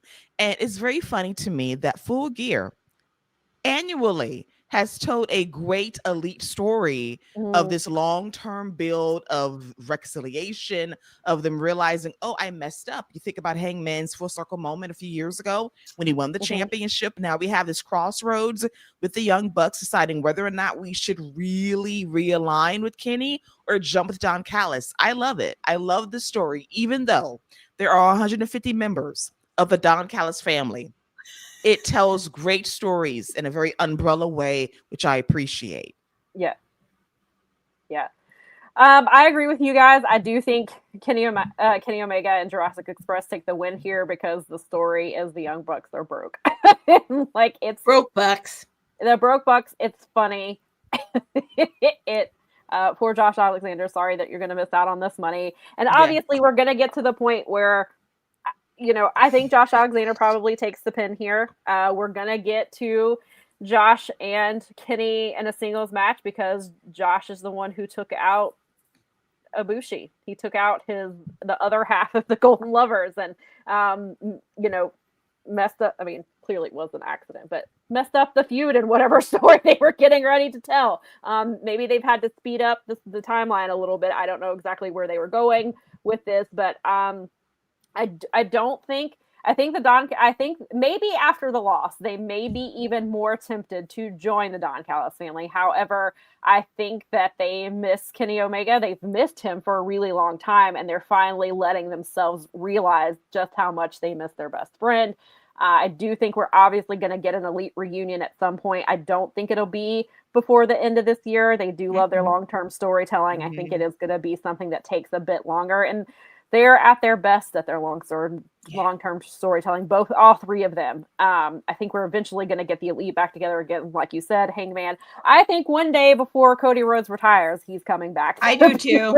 I've always felt like that, though. I have too, and it just, I think he needed to get this out of his system. Whatever happened with him and Tony happened, and I think it's that old school concept of leaving the territory. That is something that, I mean, his dad was like the oldest of school, so I mean, right. And so I do think like Cody's doing his thing in the WWE, and good for him. He finished his story. It's getting a little stale over there because he's running out of people to face. It's getting a little rough over there for Cody, and I think I don't know. Keila, I don't know if you know. I don't know how long his WWE contract is for, how much longer I assume a couple of more years. But I think it might be extended, honestly, because they threw a whole bag at him. I don't know. Yeah, that's true. So yeah, he may be there for a little while longer, but I think regardless of however long it takes, Cody will find his way back to I think so. AEW. I think he will not want to retire and leave that unfinished. I think he will want to I think he will get, and he rightfully should be in the WWE Hall of Fame at some point. But if AEW ever makes the Hall of Fame, Cody Rhodes should be there too. And Cody is such an important part of AEW even getting started. And so I think he'll eventually come back. But regardless, clearly that's way, way down the road. But even still, we'll get to the Elite and Hangman at some point. And so. Yeah, I think ultimately the Young Bucks will decide not to join the Don Callis family, even if they don't reunite the Elite this soon. I think they want to show that maybe they're trying to prove themselves to Kenny a little bit. Like, hey, we had this opportunity to join Don Callis, but we didn't. See how, we chose not to. So maybe they're going to use that later on down the road to be like, have that in their back pocket.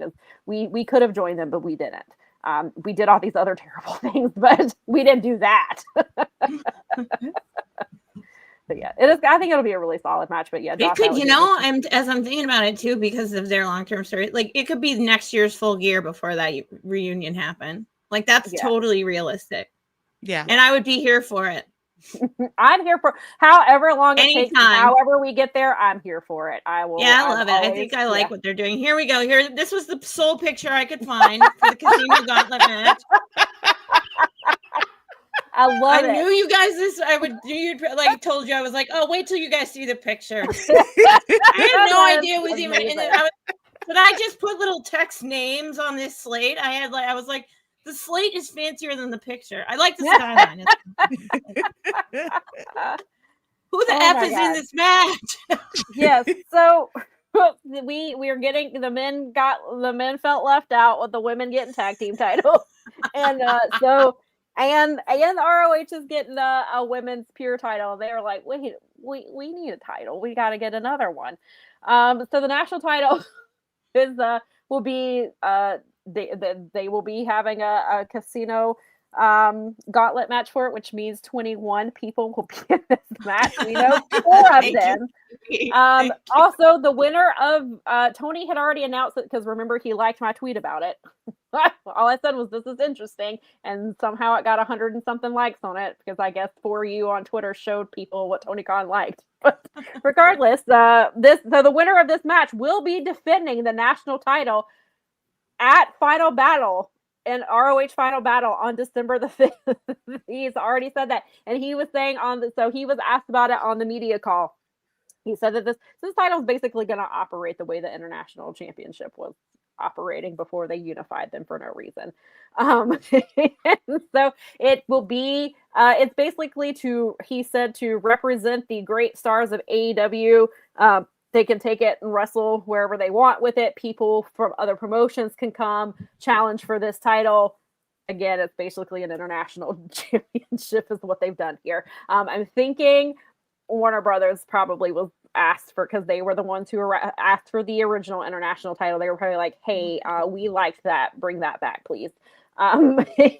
So we have yet another title. So we do know that the first 2, because of Dynamite, we had a couple of qualifying matches. So we do know the first 2 entrants of this match are Bobby Lashley and Shelton Benjamin.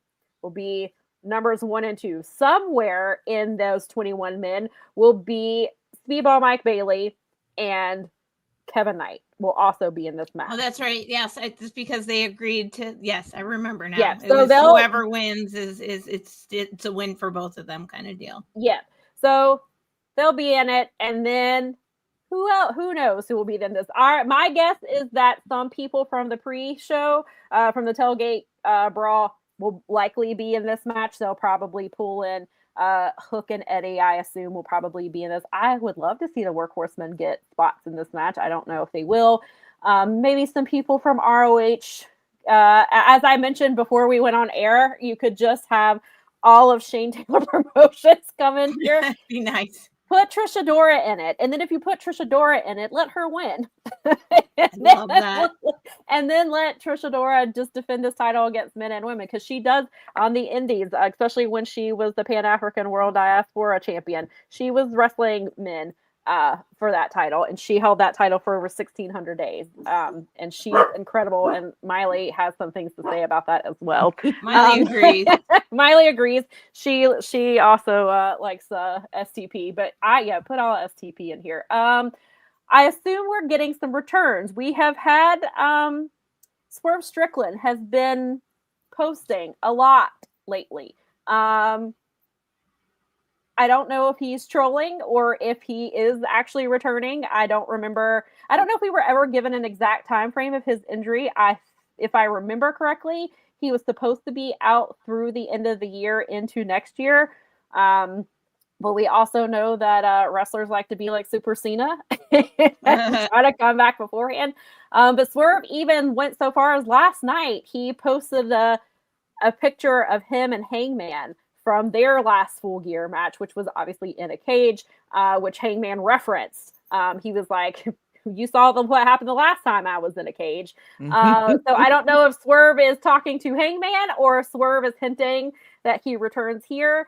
Jay White has hinted a return, even though Fightful has said that or Select a few weeks ago, said he was not expected back before the end of the year. However, we know how wrestling works, and it could just be to throw us off. So they could either be, but they also let wrestlers love to troll.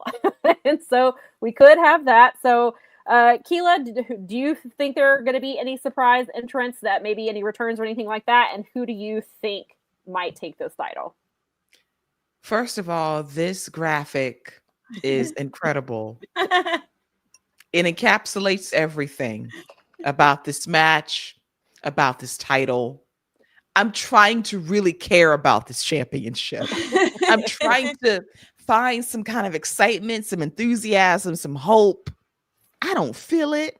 I don't understand the purpose of it. It's basically the international championship that you already had, that you can defend around the world, that was originally the All-Atlantic Championship 3 or 4 years ago. It's gone through so many changes. We have this new belt that I don't care about. However, despite my indifference about this championship, the match itself should be very good. I do expect some returns, some surprises. Swerve, possibly. Jay White, possibly. Wrestlers lie. Magic stem cells are real. Ask John Cena and Rey Mysterio. They work wonders and miracles. So that could conceivably happen. Do I want either guy latched onto this meaningless title? No. But if we had to have someone elevate this meaningless belt, I was seeing in the chat, I like Bobby as a pick, but if we need somebody who is going to take this meaningless championship and take it to heights even it can't see, give it to Orange Cassidy, because he'll help that belt. He'll help it. Look what he did for the international championship. The first time. Just let him do it again. And again, that's not saying any. Pac was a great champion with that, but he made that a workhorse title. He was opening shows every single week defending that title. Orange Cassidy is that guy. Yes. He's the greatest champion to ever hold that belt. The greatest. 100%. He was so good at it. He really made it matter. That'd be interesting if Keith Lee came back. If he was healthy, I'd love to see that. You don't think that MJF is coming back during this match? I do. I will take. Originally, I thought that MJF was coming back to to mess with Hangman to mess with later. Hangman and to put in, because he has as we were reminded last week, he has to give. I was thinking he was going to cost the title, but I forgot he has to give 1 week's notice so that they can promote the match. I think he's coming. Originally my thought was he comes back to either but if it's in a cage, I guess it's MJF. He'll find a way to get into a cage if he has to. Yep. Regardless, my thought was MJF comes back at the end of the pay-per-view to challenge Hangman for the title, and to cash in his contract or whatever. But then I was thinking about it last night. You could have MJF come back, and when this comeback from making movies, it finally went on his honeymoon because Alicia is back. I noticed that too. Alicia's been gone, and she was back the other night. It's like, oh, okay, well, MJF isn't going to be far behind. And so I do think, and then I thought about it. I was like, well, MJF could come back in this tournament. He could be in the tournament and lose, but he could come in this tournament, win the title, and maybe they hold off on him cashing in because it doesn't. Clearly, he can cash in on anybody with that contract. I mean, I think Hangman is the person he wants to cash in on. I don't think he wants to cash in on Samoa Joe. Samoa Joe beat him at World's End to end that awful devil storyline. So I don't think he wants any part of Samoa Joe. So MJF could very well be in this tournament, but I think MJF has other motives. Okay. But also MJF likes gold, so maybe he wants that title. But so what are your thoughts now? Who do you think wins this one?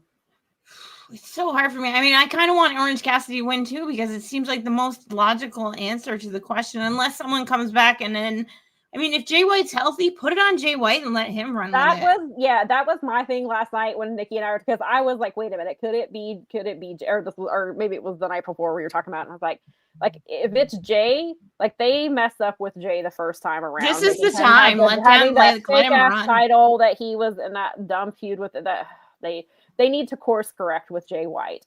He's awesome. He could do anything. Maybe he could. This is a great time, because he could make a belt the way that Pac and Jay Orange is somebody Cassidy that did. I think if they wanted to even defend this belt in New Japan, Jay doesn't. As far as I know, he left on good terms. You could have Jay go back to New Japan and defend this title. Because he's an AEW wrestler, so he's allowed to go back to Japan now.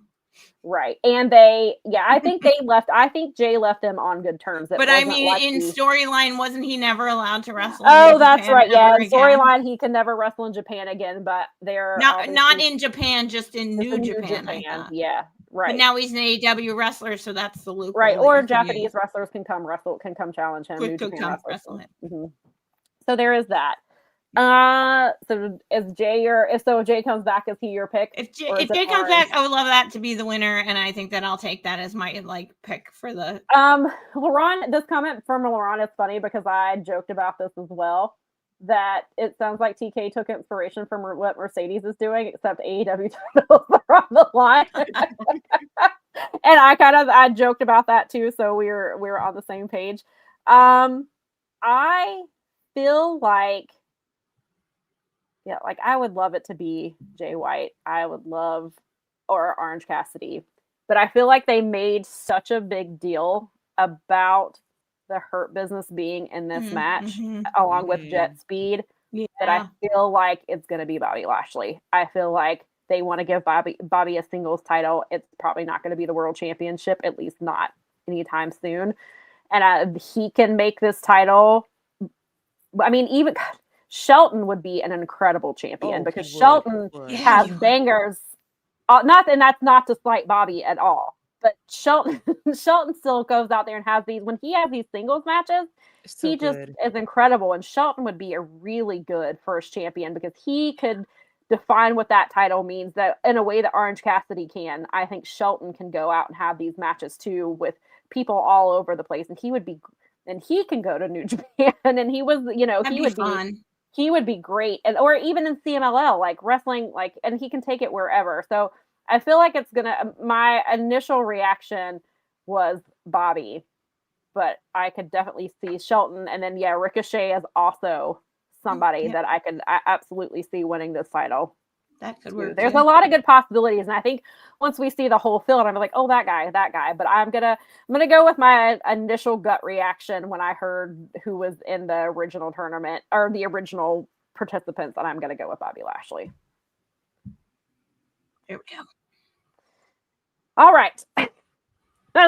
For the sixth time, not seventh time, sixth. I think it is this. Wait, no, last time was the sixth time, right? Okay, 7. Too many times. This And actually, we just saw last month. More than a half dozen. Listen, Kyle Fletcher and Mark Briscoe have really good chemistry, but I need a damn break. And the way that I need a break from Darby Allin and the Death Riders, I need a break from Kyle Fletcher, especially when Kyle Fletcher has been having the matches he's been having on TV. His match with Ace Austin was a pay-per-view quality match. His match with Scorpio Sky last week, also a pay-per-view quality match. This is the matches that Kyle Fletcher should be having on pay-per-views. And again, this is nothing to knock Mark Briscoe, but I need them to be done for a while. Let them step away. Like it was like Hangman and Swerve, we saw a lot. And now we're taking a break. We got to take a break from these two. But of course, this is a stipulation. The title is on the line. It is a no DQ match. If Kyle Fletcher retains, Mark Briscoe has to join the Don Callis family. Mark Briscoe wins. Clearly, he gets the TNT championship, and hopefully he tells Kyle that he can't. They're not wrestling for a long time. So, Keila, what are your thoughts on this match? Who do you think takes it? All right. It's the feud that never ends. Two of them on this show. Lamb chop. My lamb chop. I love me some lamb chop. I have to activate that song anytime I see something so repetitive. I love it. I love an uneven best of 7 series. Don't you? You just love it. It's so uneven. It's so lopsided. But I mean, when you do the math and you add it all up, like Mark is behind in this series. What can he do? So I'm here for Mark winning so we can be done. Now, I know it's still a best of 7 series. I don't want to match 7. I want this to be done. I want Mark to get the championship. I want Kyle to go to the C2 and tear it up where he belongs, elevate, move up the card. He's done a lot for the TNT championship in a short amount of time, which is remarkable. I'm like, when you look at what he's done in a short window, it's quite incredible. It's time to move on. It's time for him to move on up to the card, be a main eventer. You know, the long-term build is babyface Kyle is going to get over, separate from the Don Callis family, all for that. Mark Briscoe is great. He needs this win a bit more. Give him a championship. Let him be the guy to carry that championship, be on Collision defending it, be on Dynamite defending it, do what he must. And most importantly, defend against different people on pay-per-view. So Mark Briscoe will win. And hopefully, God willing, we can put this feud to rest for a year. Right. Completely. I mean, I'm right there with Keila. I think that it's time for Mark Briscoe. I think that Kyle has, I tend to disagree. I think there was a time when it was too early, but that time has passed. He's already getting to a point where he needs to be wrestling people higher up the card. Mark Briscoe is a selfless wrestler. He's an awesome wrestler. He has a fantastic charismatic gimmick that everybody loves. And I think that that's a good way for him to sort of like get some people like to their next level as well. So that there's like, because there's a bunch of people around there that kind of need to be fleshed out. And I think wrestling Mark Briscoe will loosen them up a lot because that guy is just like, he's just so fun. He's always coming up with just new things off the top of his head that just work. Right. So I think Mark Briscoe needs to win this. And I agree. Please, for the love of all things, let this end. Let it end. So Nikki has a thought, and like it is something that I had considered as well, especially when this match was first made. But I think I'm leaning the other direction. But Nikki makes the point that Mark could lose, so they have the dynamic of someone being part of the Don Callis family that doesn't want to be there. They originally did that with Mark Davis. Don Callis told him, if you want to wrestle on TV, you want a job, it has to be with the Don Callis family. And he begrudgingly started working for them. And like they were doing the stuff with him and Kyle and Will Ospreay. And because as I don't know if you have heard, but during COVID, Will Ospreay let Ozzy Open stay in his home. I don't know if you've ever heard that story. I don't know that they've ever told it on TV before. I think this is a brand new information for you guys. They did that. And so, yeah, they were doing that with Mark Davis. Then he got injured and messed up his foot and came back and has seemingly been a loyal Don Callis family soldier. And so, so that they could go that route of having somebody begrudgingly be with Don Callis. And so, I mean, it would make for interesting TV for sure. But I have said for the last few months that Kyle will be world champion within the next 18 to 24 months. You've got to position him that way. And I think being the TNT champion is a good start. You get him because clearly he's an incredible wrestler. On the one hand, I would not mind him having a longer TNT championship reign because I want him to defend the title against people other than Mark Briscoe. I mean, yes, he's done it the last couple of weeks, but I would like him to have more matches. But it seems that most people with the TNT championship have shorter reigns because they're launching them into the next thing. And I think that maybe Kyle has, in that point, I agree with Keila. Kyle should be in the C2. Not that he couldn't defend his title. That's what they did last year with Okada. Every time Okada was in the match, his title was on the line as well. And so they could do that with Kyle. But I feel like Mark Briscoe is somebody that Tony Khan deeply loves and cares about. He talks about it a lot. He even on this week's media call, they asked him, he was asked one of the things that he learned, and he was talking about, of course, made a Time Cop reference that he wishes he could go back in time and change things. And he was and he said one thing that he thinks about every single day is he wishes that the Briscoes were on TV earlier. He fought for that, and it didn't happen because of some past things that the Briscoes said and did. And so it didn't work out that way until, unfortunately, after Jay's passing. And so I think that Tony has a lot of respect for Mark. I think the locker room has a lot of respect for Mark, and clearly the fans love him. But I don't know that he would ever be a world champion. And I think that this might be as close as he gets. And I think Tony wants to give him that. And not that Mark doesn't deserve it and hasn't earned it or anything like that. I'm not trying to say that's the only way he gets this title, but I feel like the love that Tony has for Mark, I feel like he wants to give him this title. And Mark has earned it. Mark has been having incredible matches. And he was, him and at Blood and Guts, him and Wheeler Yuta were beating the crap out of each other on top of a cage and stuff, and he did a J driller on top of a cage. Mark Briscoe, he's a guy that I think is very beloved. And I see Nikki's point, and I kind of thought, you could do some interesting stuff with that, but I feel like Mark Briscoe wins here. I think he takes this title, and then they move Kyle up into the big title picture. All right, next one. All right. Oh, Sam's favorite. This is why I got a Workhorseman match. Balance. Tony was like, I'm going to piss her off and give her FTR after I already forced them onto the Blood and Guts card. So I'll give her Workhorseman, so maybe she'll be a little less mad. And I'm making her watch a QT Marshall match. So here we have FTR challenging Brodito for the World Tag Team Championships. Keila, do you think that Brodito retains here, or do you think FTR gets the titles?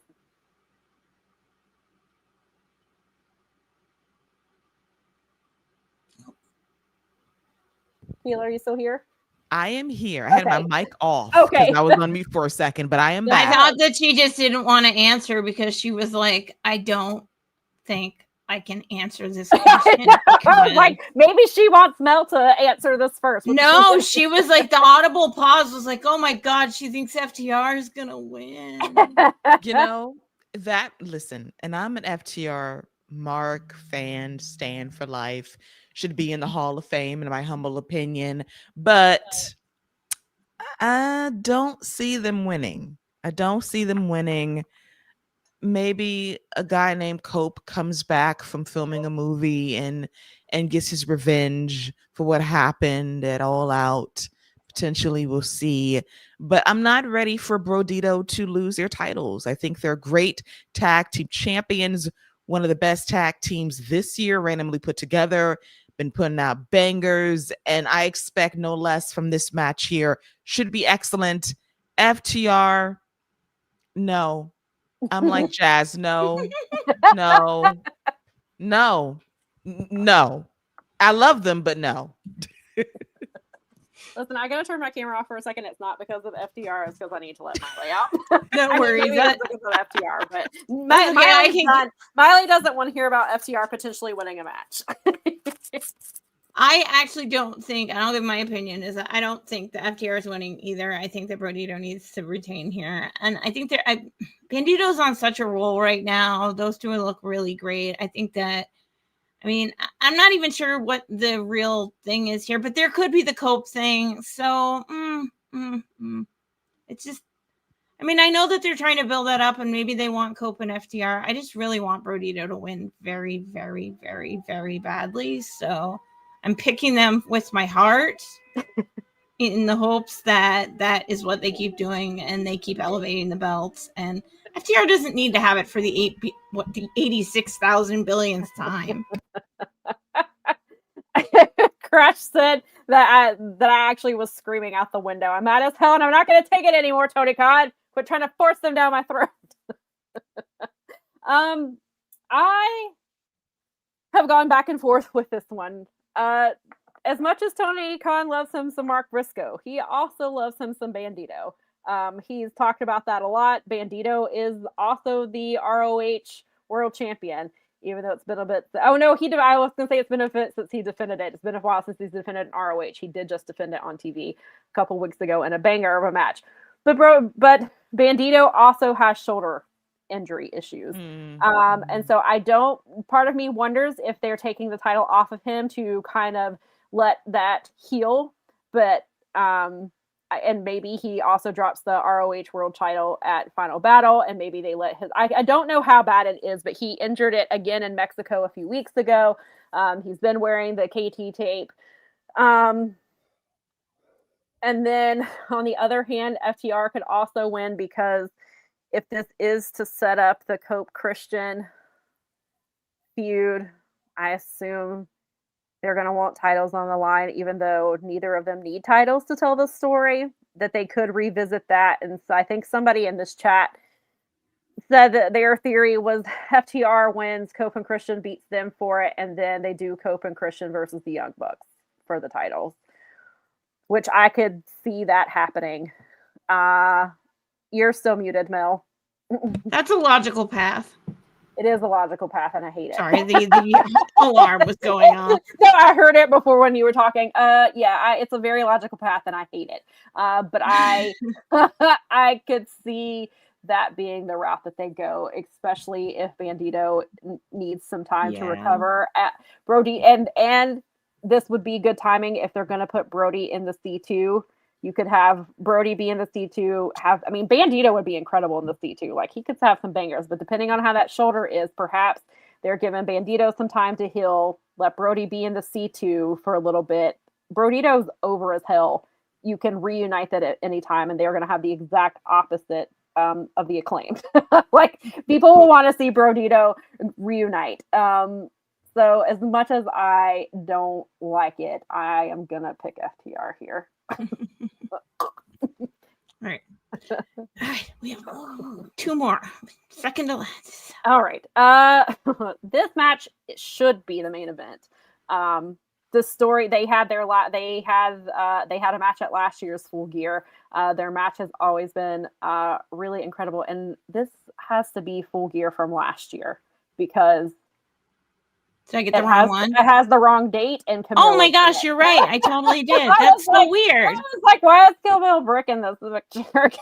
No, that was me. That's my bad. I'm sorry. No, it's okay. Picture. It says November 23rd because they did wrestle at the last Full Gear. That's weird. This time, last time it's for the TBS Championship. This time it's for the World Championship. Sorry about that, guys. If Mercedes wins this title, this will be title number 14 for her. Chris's whole thing has been, you need to focus. You just like winning shiny things and trying to get more shiny things. You don't take the time and to even enjoy what you have. You're on to the next thing. where this title means everything to me. I don't do my whole career and everything I do is wrapped around defending this title, where you're just out here collecting and collecting and collecting. I feel like you don't care about this title. You only want this title for your collection. You don't care about this title in the way that I do. And so that is the story for this title. They have this this match has way more story than Samoa Joe and Hangman Page, even though I love both of them. This should be your main event. If you're gonna have women main event a pay-per-view and you're not gonna have it be Toni Storm and Mariah May and the Hollywood ending, then the next best story would be to have two of your best wrestlers, to have Mercedes Moné a match. This will be the third time they have wrestled each other. It's been a while since we've seen this. We didn't see this last month like we saw Kyle and Mark and Samoa Joe and Hangman. It's been a while since we've seen this one, but Tony Khan is apparently allergic to booking women in the main event. And so it is not the main event. And Keila Cash, what are your thoughts on this match? And do you think Mercedes adds another belt to her collection tonight? Well, we had a feeling that when we would get together after our Halloween special, that this would happen. And Tony just could not rise to the occasion to do the right thing. And that is put this match as the main event of the show with higher stakes. I'm looking forward to this match. Nonetheless, it should be the main event. I love Kris Statlander as champion. I think she's grown so much as a personality and talker. This last year or so, Mercedes has been on an incredible run, winning championships all over the world and getting promotions over, getting talent over, and how it all unfolds in terms of getting those championships back in those various promotions is going to be interesting heading into next year. So this is the big one that she has not been able to win, the elusive championship. Remains elusive. I do not think she's going to win, because if you watched the end of Collision on Wednesday, who stood tall? Mercedes. So wrestling psychology suggests that Kris Statlander's walking away with this championship. And I think we are predicting that this leads to Mercedes' meltdown. Like, this begins to fall from grace. And as you said, Kris says, what do you care about more? Do you care about actually winning the championship for the love of the game? Or are you a belt collector that loves shiny things? So I think the veneer of this Mercedes build is going to break down to who she truly wants to be, a champion that truly fights for the championship and wants to be a true champion of the people in her own way. Very well said. Well, what are your thoughts? Yeah, I agree with this. I don't think that Mercedes is, and I do think that it is high time. Like, we're getting to that point where we are going to have to see the unwind eventually. But I think her not being able to attain the women's championship is still a story. And I think that it continues to build Chris's status as that thing, so that no matter what happens next, she's still part of the women's division in large part.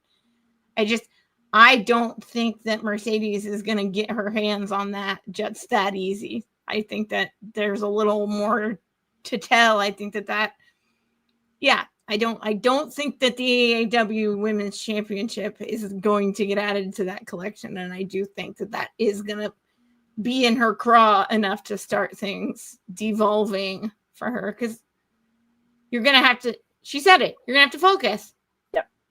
Yep.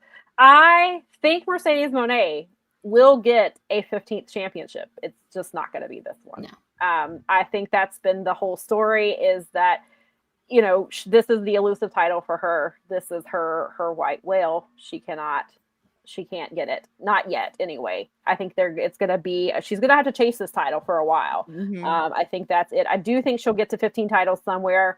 And then I think that probably losing to Kris will start. I think she will be upset that she lost, and she'll go take somebody's title somewhere else to make herself feel good. And then once she gets that, then maybe she's like, okay, I've got 15 titles. She's going to start, maybe some humanity starts getting in there a little bit. And she's like, I want that, but that's the title I can't have. That's the one that I want. I will lose all of these titles if that means I can get this one.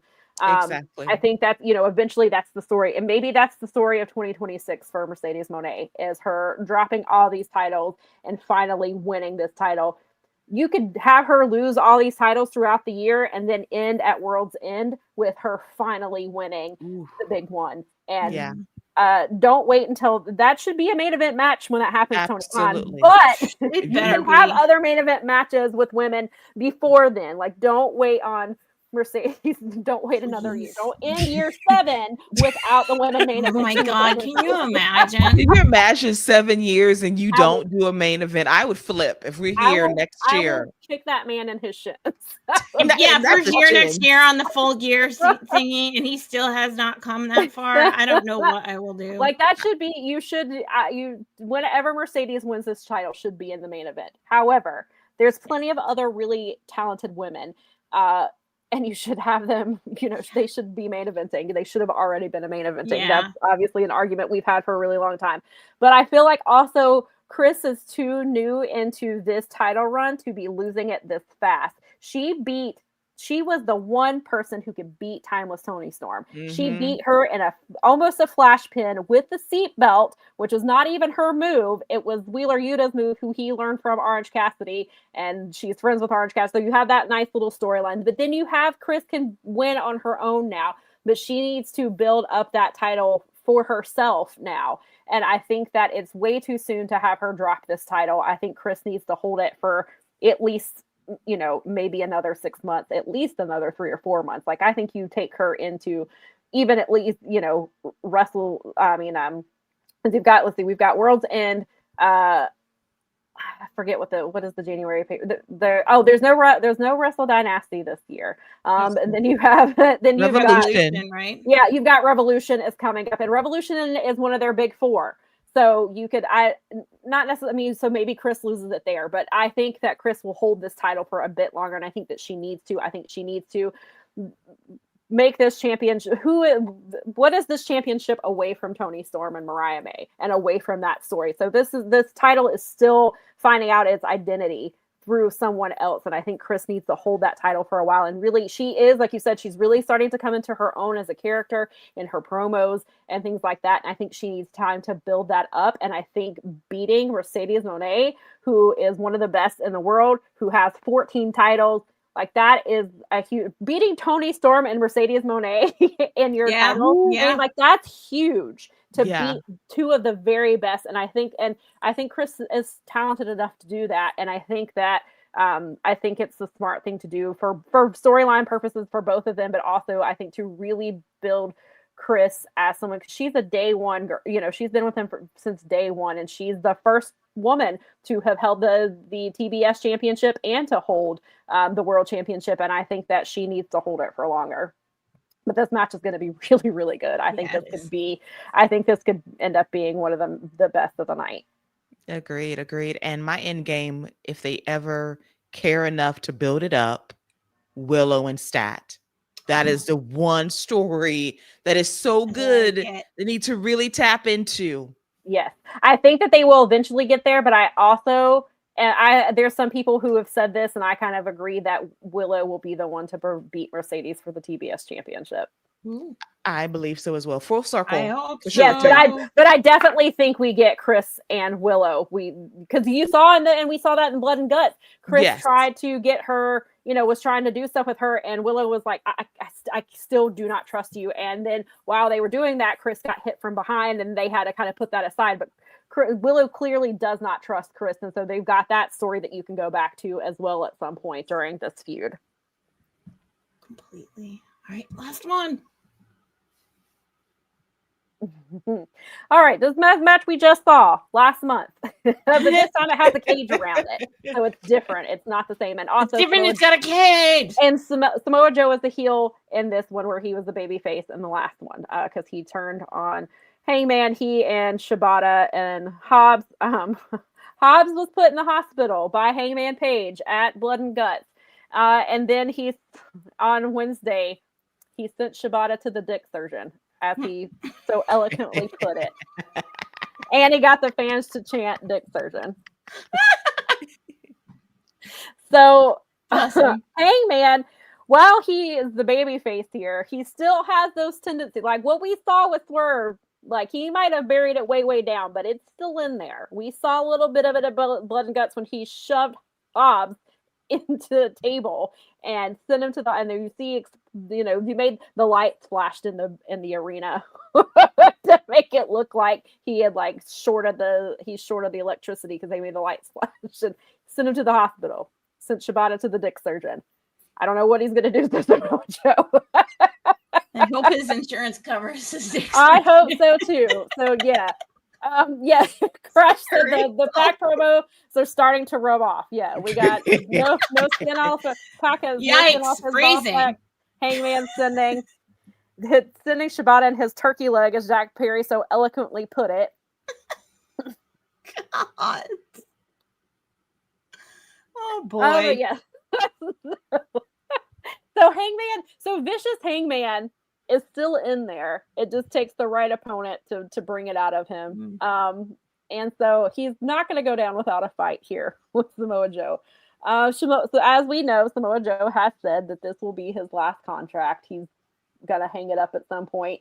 I believe Brad said that it was reported that he's got 3 years left on his contract. So that could change kind of the dynamic here, or maybe it doesn't. Maybe they're just like, we'll just go ahead and belt Samoa Joe now. So Keila, what are your thoughts on this match? Do you think Hangman retains? Do you think we see someone get involved here, or what are your thoughts on this one? Well, first of all, snip to Shibata right now. Snip. My condolences to him. I that's quite an experience to endure right now. Trauma to the dick and the balls. Mm-hmm. Richard. Condolences. All right. So this match, let me do it one more time. It's the feud that never ends. It goes on and on, my friends. So this one we just saw last month. I just reversed the name of the show, changed the roles, same match, just store cage out there. I enjoy heel Samoa Joe. I love Hangman Adam Page, obviously. And I expect this match to be a lot of fun. Should it be the main event? Absolutely not. But if you're going to facilitate a return of one MJF, then you would do it here. It makes sense for him to let it be known, I'm back. I kept my promise. I'm going to come back different. I'm going to come back more violent, more vicious. I'm going to come back for this championship that should be mine. So if you want to end the show on that note, that's what you do. The match should be very good. I expect both guys to do some crazy shit as they usually do. Yep. But I do expect Hangman to ultimately get the W. And good for him. I love Hangman.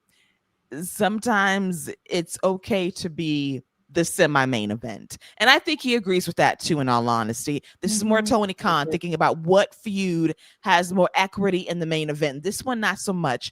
It should have been Chris and Mercedes, but I digress. Yeah, I totally agree with that. I mean, I think that is, you just nailed it with because this should be flipped. I mean, for really real. And I do think Heyman retains here. And I know this is like giving a Joe a moment.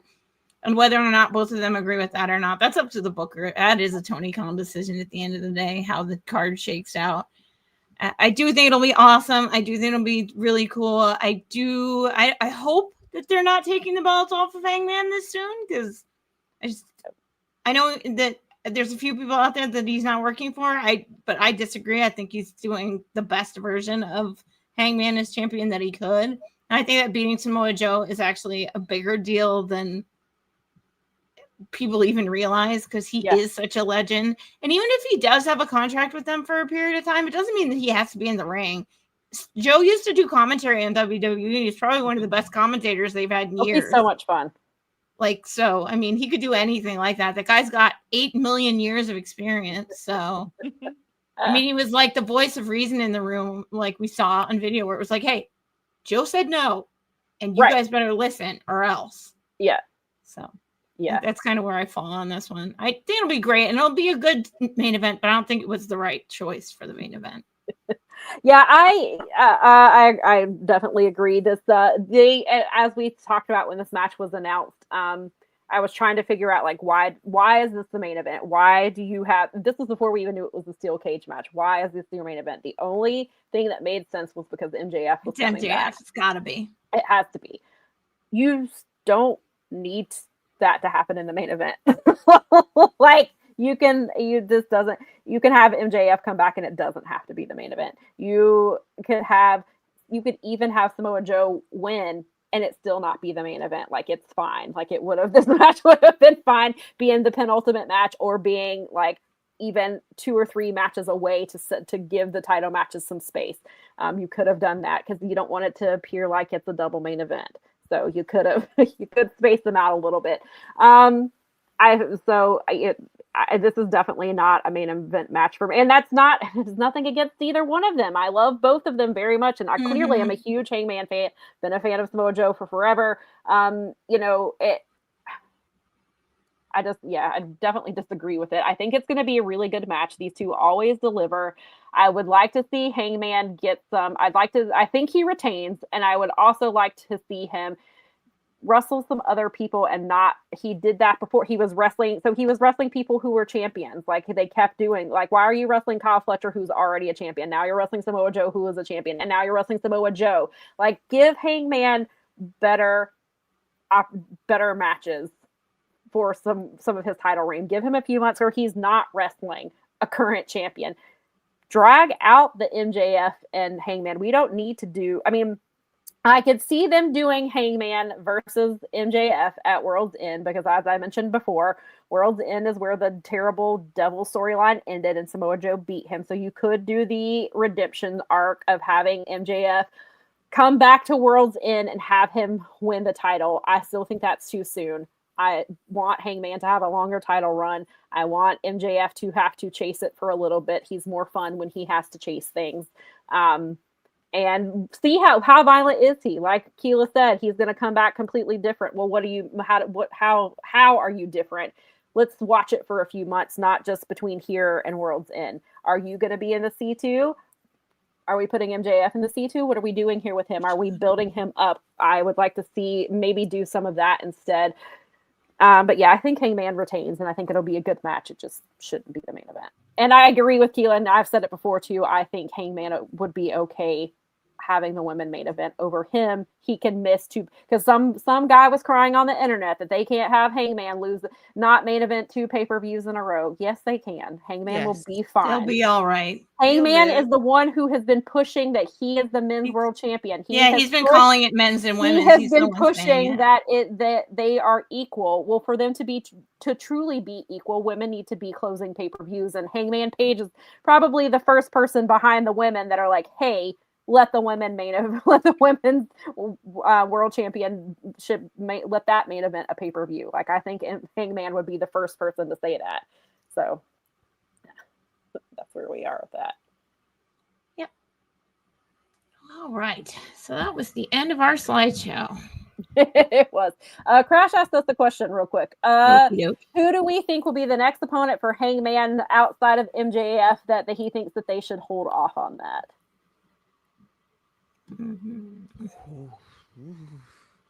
I would not let it be. If Swerve is coming back, I would hold that off too. We don't need to revisit that. Yeah, that's too soon, I think. Yeah, probably. I mean, Hangman's biggest rival is clearly Swerve Strickland.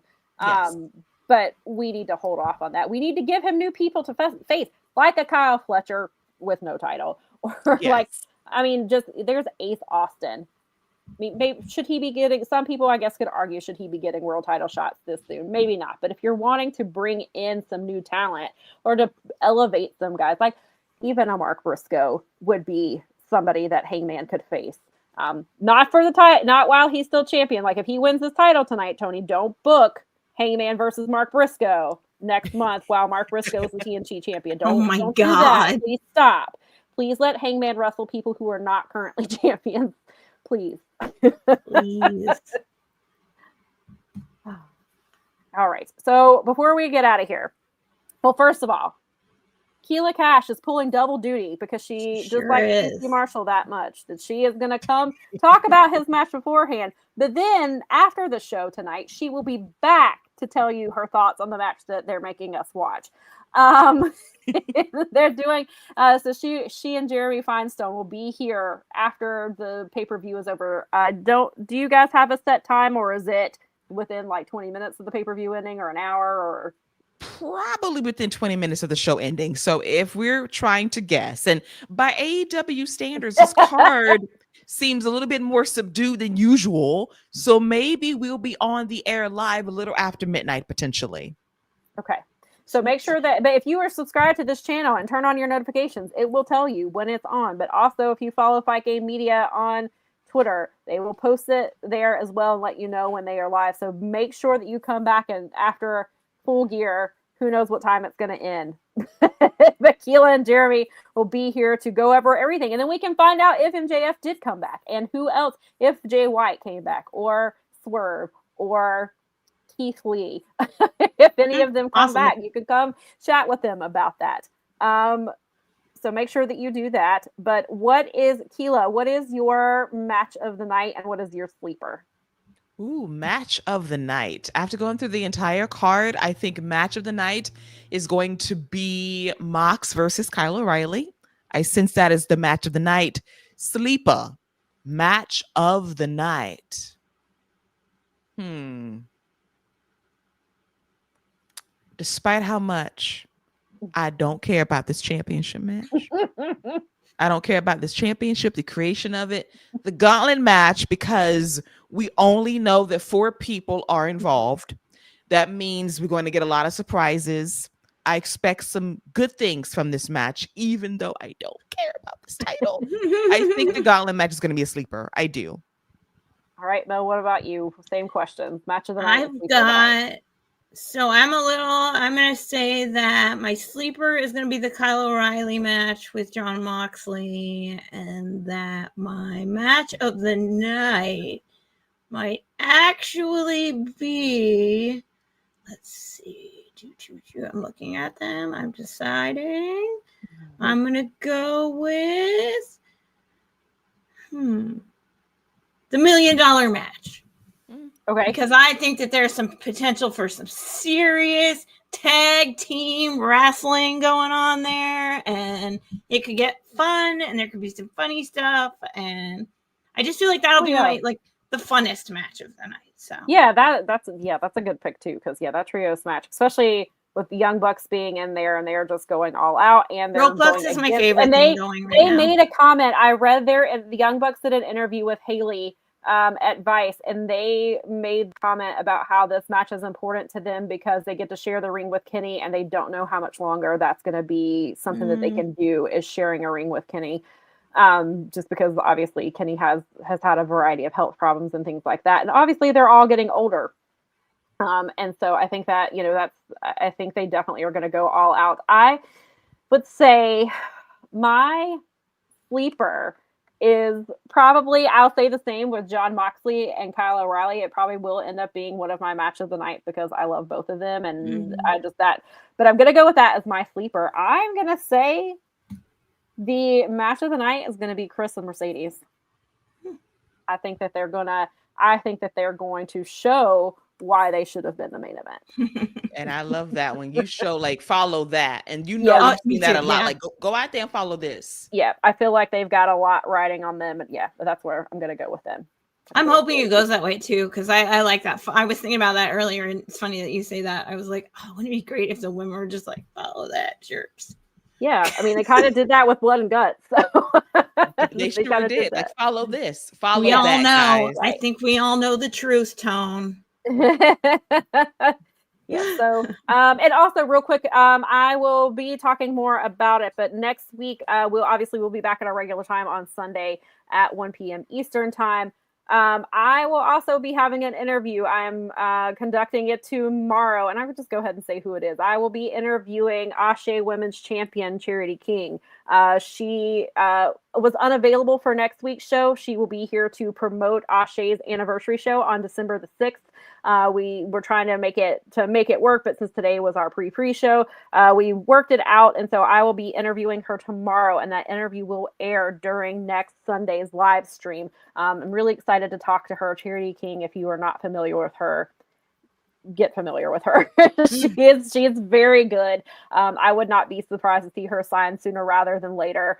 She's been killing it this year. She actually made it into PWI's women's 250 for the first time. She debuted this year, and she's an incredible champion. She's a wonderful person to talk to. I interviewed her way back at the second show. I'm really excited for Ashe. Coming around to 2 years is a big deal for an independent promotion to reach that, especially with the things that they're doing. So make sure that you check that out. We'll be here, obviously, to talk about the fallout from Full Gear, the beginning of the C2, which starts on Wednesday. And Collision is on Thanksgiving this year. It is not on Saturday. It will be on Thanksgiving Day. Tony made sure to point that out, which is good for me because I hope it's not during the Lions game because I am on. It'll be at the regular time, but I will be on live coverage. And I was like, oh shit, I will now be working on Thanksgiving. So I had to tell my mom last night that I have to be on Collision coverage.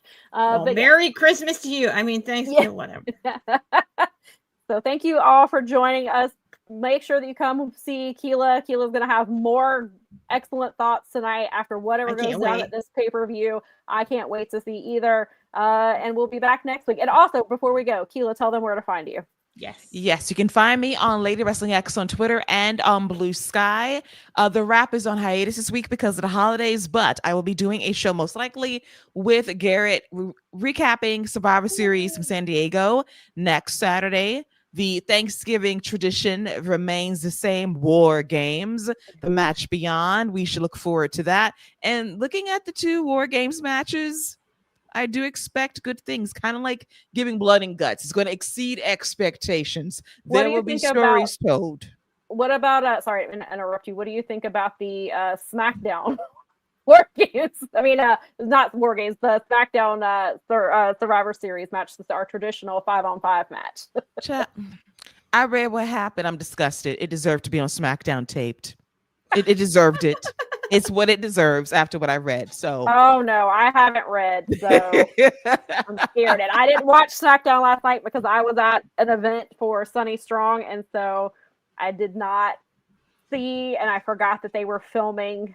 Yeah, they were filming because of the holiday, and now I'm scared. Yeah, I'm gonna be traumatized. It's okay. I'm gonna endure. But y'all want to do Survivor Series on SmackDown the day before, and then you do that. That's fine. It's fine. I'm so scared to read this. Oh, WWE. I have a feeling I know what my hated's gonna be next week for SmackDown when we do our love-hated column. I have a feeling I'm gonna hate it. Great. Well, I'm on with the bullet. I'm telling you now. You can pre-write it. You could pre-write it actually, and just change what the happened. Wording. Yeah. Oh my God. That's the worst. All right. You guys have a great Thanksgiving to those of you who are celebrating. Thank you. And if not, have a great Thursday. And have a great Happy Thursday. Collision Day to you. Come watch. I'll be on live. Or if you can't watch live or you can come read my coverage of it because I'll be. How about Happy Lions Football Day? Who the hell knows what Tony's gonna make me do on Thursday because this man just stacks it, and we will. C2 will have started, so get my popcorn ready. Yes, we'll get the. Also, Tony did say we will have C2 participants announced early in the week. He said he wanted to wait for Full Gear to see who was healthy before making announcements. Tony. Yeah. Sir. So we're going into this tournament starting Wednesday, and we have no idea who's in it. So He's it'll be go through his injury list first. Right. So we shall see who will be in this tournament. We'll all find out together. That's like a surprise. All right, everybody. Thank you for being here. We will see you next week next Sunday at 1 p.m. Eastern. Thanksgiving.